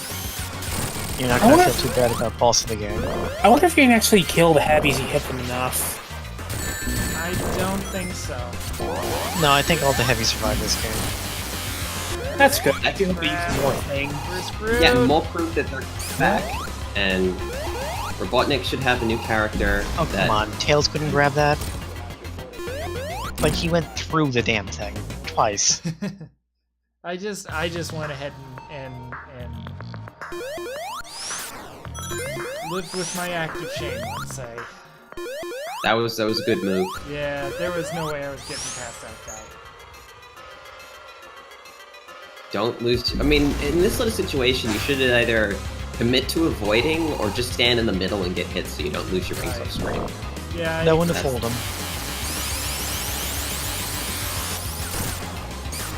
Because, yeah, getting hit on the edge of the screen in a Sonic game is always a bad idea. Always bad. That's why the Studiobos boss is such a pain. Yeah, how are you supposed to attack him during, like, the lightning attack in Studiobos 2? I don't First, really... the heavy boss, I mean. Oh, yeah, I don't think you can when he's doing the lightning unless you're Tails. Because I actually managed to get a time over because he decided to abuse the hell out of that attack. Oh god, that's awful.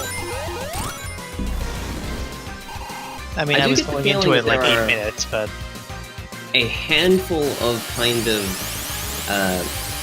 rough edges that wouldn't be in a normal Sonic game that have gone through a kind of more brutal testing process from like a dev team full of people. Yeah. I mean, this was a dev team full of people, and I'm pretty sure Sonic Team is very hands-on with this, from what I've heard. So... What kind of rough edges do you need, exactly? Like the crushing deaths and stuff, for example. Oh, yeah, I get what you mean. Okay, that's... I don't know why I didn't fix that. That's really stupid. I heard it was I mean, like that I for mean, mobile port as well. Like, these are elements that feel like a... I don't know, like, I guess Sega weren't willing... I don't think they threw that much money at this game. No, like, I don't think so either. It's kind of like these things cost a little bit of extra time and money and polish to get done. And I don't think they were willing to spend that on the game, so you have these little bits. No, they were going to spend it on DRM. I'll be honest, that's shitty, but I'm less mad about the DRM, more about the delay. It's still pretty bad. Delayed for DRM is the Yeah, that's the thing, is that they're like, oh, we're doing it to fix up bugs, when it's just, oh, literally so that they could ship it to the people who manufacture the DRM for the game, since it was pretty much finalized at that point. Although, to be 100% fair, there were some extra features in the PC version That's that true. aren't currently. Like the ability Yeah. to transform Super basically at will. I guess knowing that they delayed it before, I feel less bad about spoiling myself after the Switch version came out now. You know, so there are some extra features that you get, and it does seem like always online DRM was an accident, since they patched that out very quick, Yes, and it's that already seems... gone. And something tells me that the new version will probably be gone after about a year anyway. Yeah, but- it's still It's- it's bad DRM, and the thing is that Sega actually has to pay money to use it. Oh, there actually That's- is a fourth hand phase to this fight? I usually have him beat by now. Well, I mean, usually I do too. At least we're getting to see He's it, I talking guess. about DRM. You can't focus and talk about DRM. It's tough. Also, you can totally follow the cups. I did it.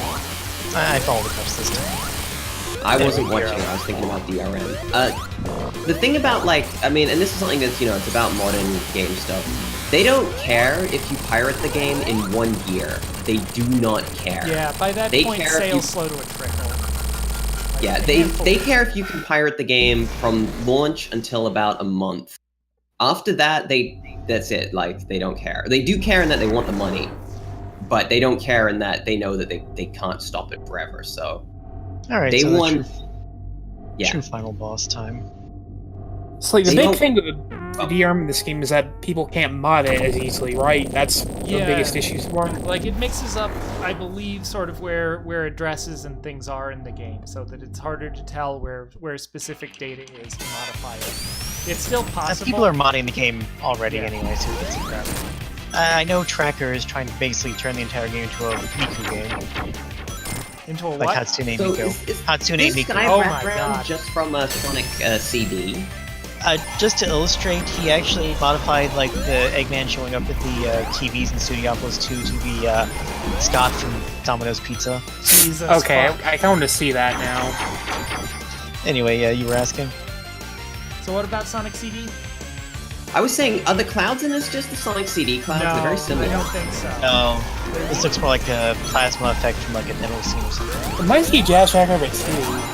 Which, I mean, they had a lot of demo scene programmers on that, I'm Yeah, sure. I mean that's basically what this is. It's sort of elevated demo scene art.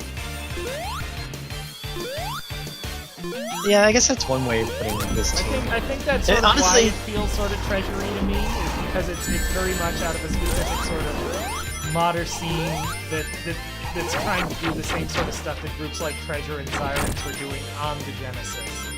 So can I note something? Oh, yeah. Have you ever noticed that the sound effects from the Phantom Rupee are basically reused verbatim in Sonic like the Forces E3 trailer trailer, yeah. for Sonic Forces illustrating Infinite? Yeah, the new weird Sonic boss character that's not Eggman. And then pay attention during the ending, because it looks like Sonic doesn't actually come back Yeah. to his friends at the end of this My fight. understanding is that that's sort of how they explain his appearance in Forces. What happens at the end of this game. My guess is they're kind of leaving it ambiguous so that if Forces does badly, they can just do something else. And if it does well, then they can just continue off from where Forces went. You guys had said previously, I mean, it's true, that this was started as a much smaller thing. Was it originally more likely to have been a project to tie into Forces, and then it... No, it was, you know, the 4 stages that you, the 4 original stages in this game? Okay, imagine that was the game. Yeah, that's what I mean, like that, and then if that links into Force's appearance, then that makes sense. What they wanted to do is they wanted to sell those 4 stages of bundled remasters.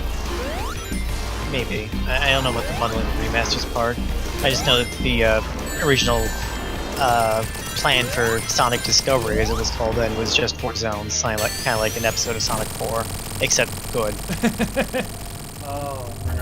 Speaking of good, if this was a demo scene thing, the background would not have that flat purple bit that isn't going completely insane. It would be doing something. Like, Yeah, it would but, have you more know, clouds budgets. or just like grids or explosions or just something going off non-stop. Maybe a reflective metal golf ball bouncing around in the background. Or, I don't know, some lady in chainmail bikini holding a sword. I don't know, just demo scene things. And don't forget the mob music. Oh, yes, of course. Yeah, you gotta have the mob music. Gotta have the mod music. This is confirmation that this was on or around the planet. Yes. No planet, yeah. They don't really explain that part Yeah, in game. again, the zone transitions are sort of hand-wavy and all, so it's like... Can't I guess- believe Sonic is fucking Sonic, dead. no! Sonic's See, dead, yeah. That pose is literally the pose that Classic Sonic used in the first Forces trailer. Yep. Yeah, so I guess that makes sense. It's tied into Forces. Yeah. And also Sonic's Possibly. dead. I mean, I don't know how much it was intended to tie into Forces from the beginning, but, I mean, they did the same thing with Sonic CD, trying to say, like, oh yeah, Episode 2, it's gonna have Metal Sonic. Check out Sonic CD so you can figure out where Metal Sonic comes from, kids. I know a guy from NeoGAF who's long since banned for reasons, who basically insisted that Sonic CD was now part of the Sonic 4 saga, and basically constantly associated it with Sonic 4 every time he brought Sonic CD up. He was kind of an insufferable jackass. Yeah, Didn't he they sounds- actually try to tie Sonic C to Sonic 4 at one point, though? Yeah, glad that's what he's I'm saying. banned. That's what I we don't just like discovered, Yeah, they yes. sort of used it as promotional material for Metal Sonic's appearance. Yeah. It's not like... Also, Go ahead. so Tonic linked a cool thing to Discord, a very early prototype of Sonic R. Oh, wow. Well, I mean, we can, if we do this real quick, anyone watching this in the far-flung future will be able to see it, because you can type the URL that's going to pop up on the screen. Just type it in letter by letter. Letter by letter. It's Yep. 1993, and you gotta use your web address. Just get on that. If all else fails, we can always just link to it in the Wait, sorry, it's description. http s semicolon Oh, that's a colon, that's not a semicolon. You're misleading the people. www.youtube. I'm not going to monopolize the rest of the conversation. You guys can talk about the specialist. It's in the Discord. I'm pretty sure anyone watching this video after the fact can read. They're And if not you in can't the read them- Discord in after the Well, fact. put These it could in be the just YouTube completely random description. people. Check the YouTube Yeah, description, that's what guys. I'm not putting it in Oh the my YouTube God. description. Look, it was in the chat that showed up on the stream, is what I'm I saying. know, I did that. That was me. I put that there. Submission manager. Whoa. I'm just curious as to Nice. why you started reading it out loud. Well, I guess that explains why the guy said to bear with us, B-A-R-E, when they were Well, I talking mean, I said it was like 1993. Yeah, They used to put, I'm even sorry, if they I'm not- put the URL on screen, they would still read it out, and that was the best thing. Yeah. It would just sit there for, 2.5 minutes while they slowly read the URL. It's, Are you okay, Squirrel? You're kind of groaning. It's the puns. They're so bad. Everything is bad. the puns? What puns? When they happened, there was puns. I will not repeat them. Oh, okay.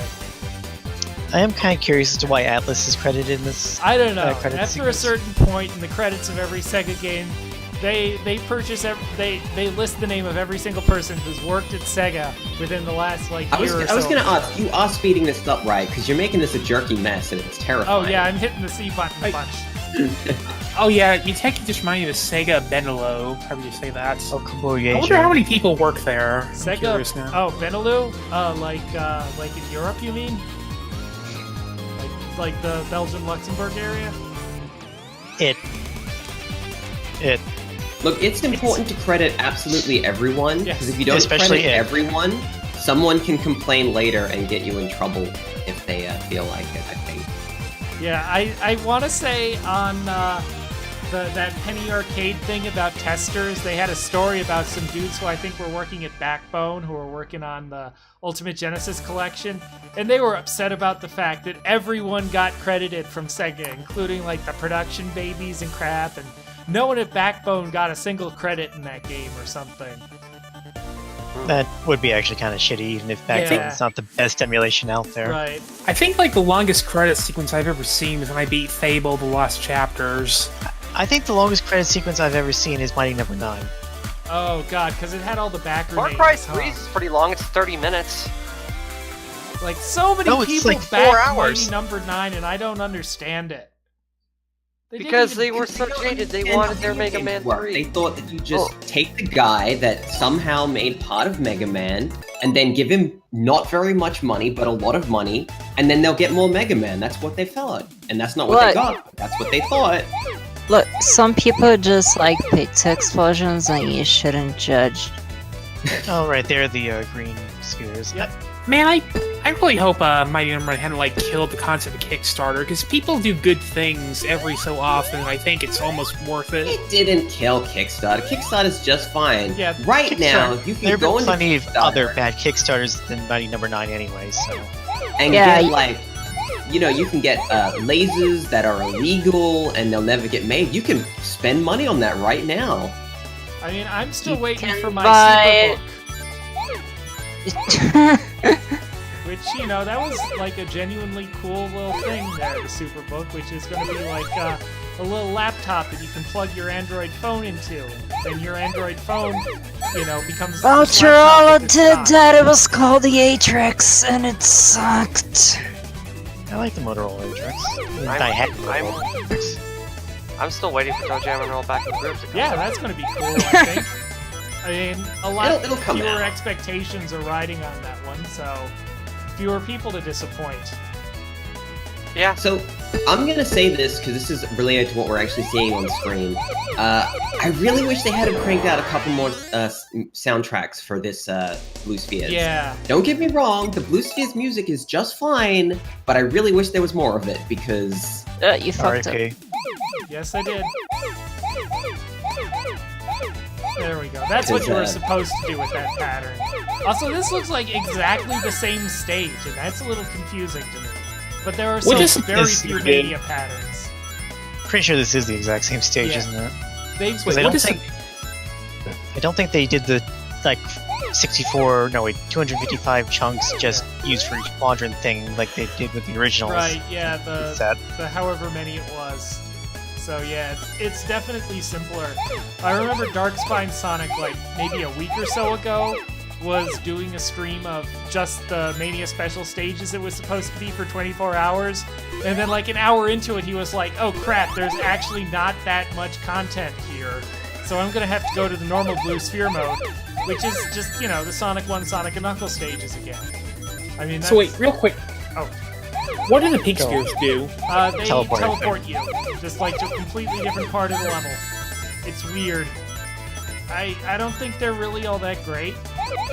The green spheres are sort of interesting, but the pink spheres just annoy me, frankly. I think it's cool that they put the effort to make these different.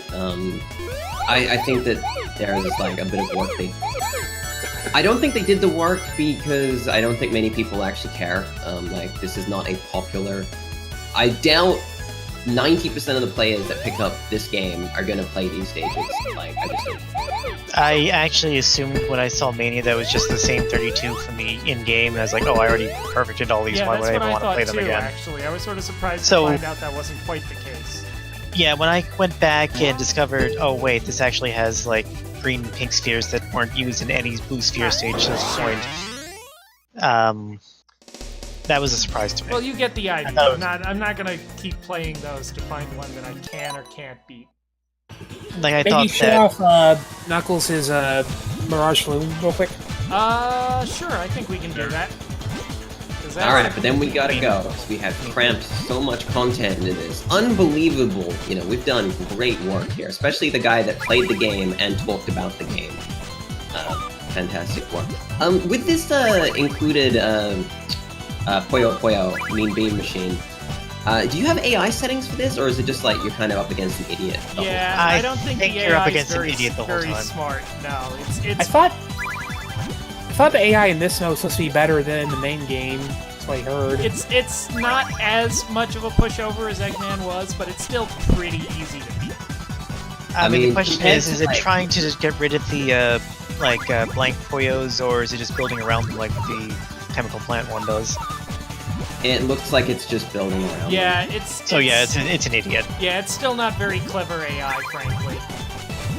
I can understand from Sega's perspective, they don't want to sell you a replacement for like their own game, Tetris. But yeah, Puyo Puyo Tetris is a much better game anyway because it's a more interesting Puyo Puyo mode.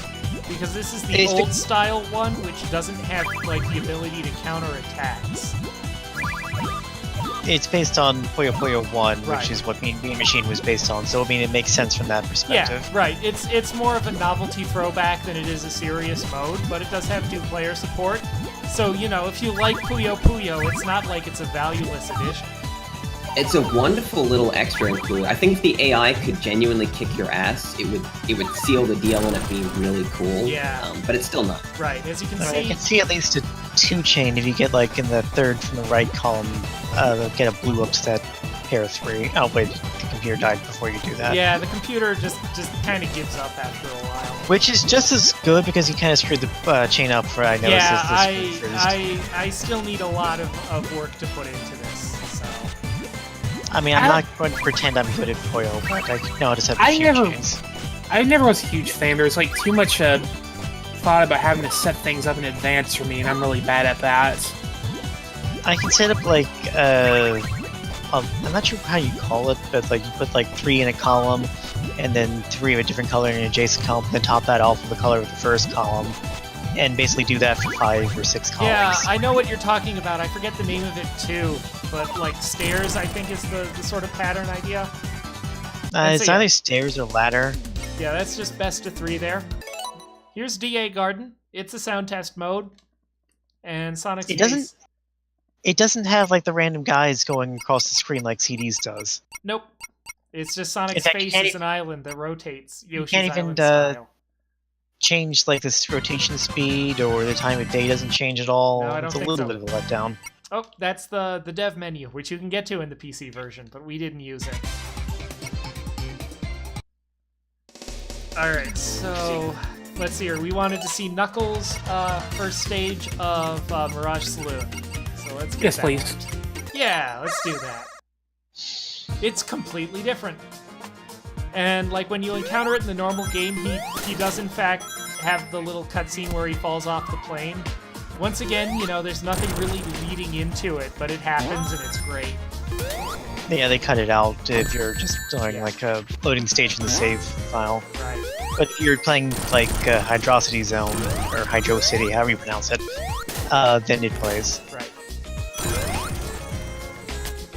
Oh, there's maybe one other thing I'd like to see if you have time. Sure. Gal. I'd like to see the Knuckles and Knuckles ending, please. Would that take a lot of time? No, No, I think you can can access it right away from the debug menu. Yes. Yeah, that's really easy to do, thankfully. But it's actually pretty funny. Like, I'll see if I can enable debug mode at the same time and then just select the stage. Because it is a genuinely funny thing to just see the way the ending looks of the final boss. Grippery. Yeah. To beat that boss with Knuckles and Knuckles. Or, I do not know how to get that life over there. on the yeah, I'm left, not though. sure either. Probably a different path. No, there's not really any other path to take that I Yeah. can see. That thing is completely blocked off from like below, but I don't know how to make that jump. I'm always a little too far off to the side. Yeah, I think I usually take a different route through the level, so I don't even see it to begin with. Oh, shoot. Of course, I only played this stage once, but Oh, God. I know we're getting near the bottom of the stage, because you don't even see this pattern in Sonic's path through, so... well, Sonic's path through is a on a plane. Yes. Well, yeah. In fact, I don't think this even uses the same level geometry. I was gonna say this is a completely unique level to Knuckles, isn't it? Yes, it is. It It's is. not It is. going to have a Sonic path. But I there are wonder- bottomless pits in it, and I don't want to fall down them. If you use debug mode to switch to Sonic, could you finish this level? I don't think you can No. force your Sonic into the stage anyway. Yeah, I think there are ways to do it. Like, if you really mess around with debug mode, starting in maybe Mirage Saloon 1, and then spawning the level checkpoint, I think this is what loads up after that. Yeah, there's some sort of like level scrolling test mode or something. Yeah. Like, there are ways to get Sonic into the level, but... like, boy, he would the not be able to complete it because there are frame rate. sections where you need to be able to glide. Okay. Yeah, it's getting super choppy for some reason. I don't know what ate the frame rate, but something did. It's better Yeah. now, I think. Okay, I don't know. It'll maybe recover. a network glitch or a hiccup of some sort. Okay, now it's definitely better.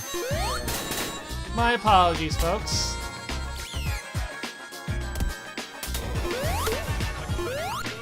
It's okay, you didn't want that in the box anyway, did you? I honestly don't care that much.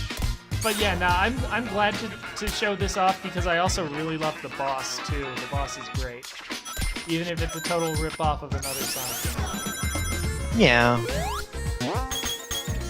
To be fair, it's a rip-off of a totally different Sonic game that Knuckles wasn't in. Yep. Alpha. Got hit. Yeah. I The did. interesting thing about this Oh, stage, yeah. other than it was designed for Knuckles, it seems to have been heavily inspired by Casino Night. Like, there's a lot of... Yeah, definitely. I was thinking Collision Chaos. Yeah, well, personally. those bumpers are more in the Collision Chaos style than they are the Pinball Sonic 2 Casino Night, right? If you have a look at the sort of openness of the stage, the funnels in the stage, obviously the flippers and that sort of thing, there's a lot of stuff that's related to that. I mean, no stage in this game that's original is from one game in particular. I mean, all the games definitely borrow a lot from a lot of different Sonic games at once, which is, you know, fairly appropriate to the style. Both Chemical Plant and Metallic Madness are taking a lot of their cues from Scrap Brain from Sonic 1, for example, but they're taking very... Lava Reef. Lava Reef has the Quartz Quadrant conveyor belts as well. And Oil Ocean has got Sandalphilus Act 2, as we noted. Right. And Stardust Speedway has Marble Garden for some reason. It's basically just a mishmash of any given somewhat related zone and even some totally unrelated zones. So I I would be think interested I to think find Knuckles out. starts here from a different point than Sonic and Tails do. and I'm He not does. actually sure where the paths meet up. But I think it'd be interesting. I mean, I know we've got one person here who hasn't really played them, but you know, to get like a critical opinion of this game from someone who has no experience with the other Sonic games. Hi. Hi. Yes. That would be me. But It it would involve playing all of the game through, preferably without Muteki telling you anything, which is a little tough because this is the end of the stream, but... And you you've know- already seen the entire game at this point. Yeah, And we've been pretty telling you much. all the shoutouts the entire time. Because, you know, so much of this is referential, it would be interesting to see whether someone picks up that lots of these elements are grabbed from other games and see how well they kind of mash together. Because some of them, you know, I'll excuse weird overlapping elements in this game. So I'll be like, oh yeah, it's a reference to that thing, it's fine. But I don't know if a completely fresh player would be like, I don't get it, it's weird, it doesn't fit. I think they probably wouldn't even think that much. Well, that's the problem, they need to think more. Here we go. True end. Okay, actually, you know what? No, hold on. It's probably under videos. Let's go ahead and go to the Mania mode is stage select. So let's do Titanic Monarch 3. But this time I think we should be Knuckles. We're not Knuckles. Okay, that ending picture, did Tyson Hess drew that? I think so, yes. I mean, Tyson has drew the other videos as well, Yeah, I so think- that's not Good a point. huge stretch. Man, he has come such a long way since Nipples the Enchilada. Yep. I know. And Arms the Fox. So named because he has 2 arms, which is apparently a very strange thing for a fox to have. One minor thing I like about Mania compared to like Mega Drive, they actually got Sonic's eyelid color correct. Oh, yeah.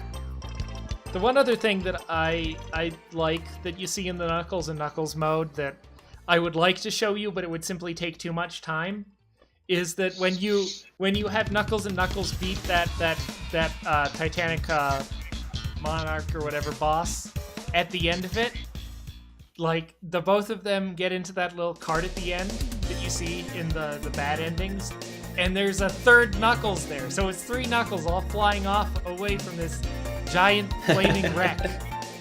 And yeah, you'll see that bit in the bad ending, or if you play as Tails and Knuckles all the way to the end. But since we got the That good ending as Sonic, we don't see it. That reminds me, if you do the Mirage Saloon Knuckles getting shunted off the plane cutscene in and Knuckles mode, doesn't like the word "got" appear?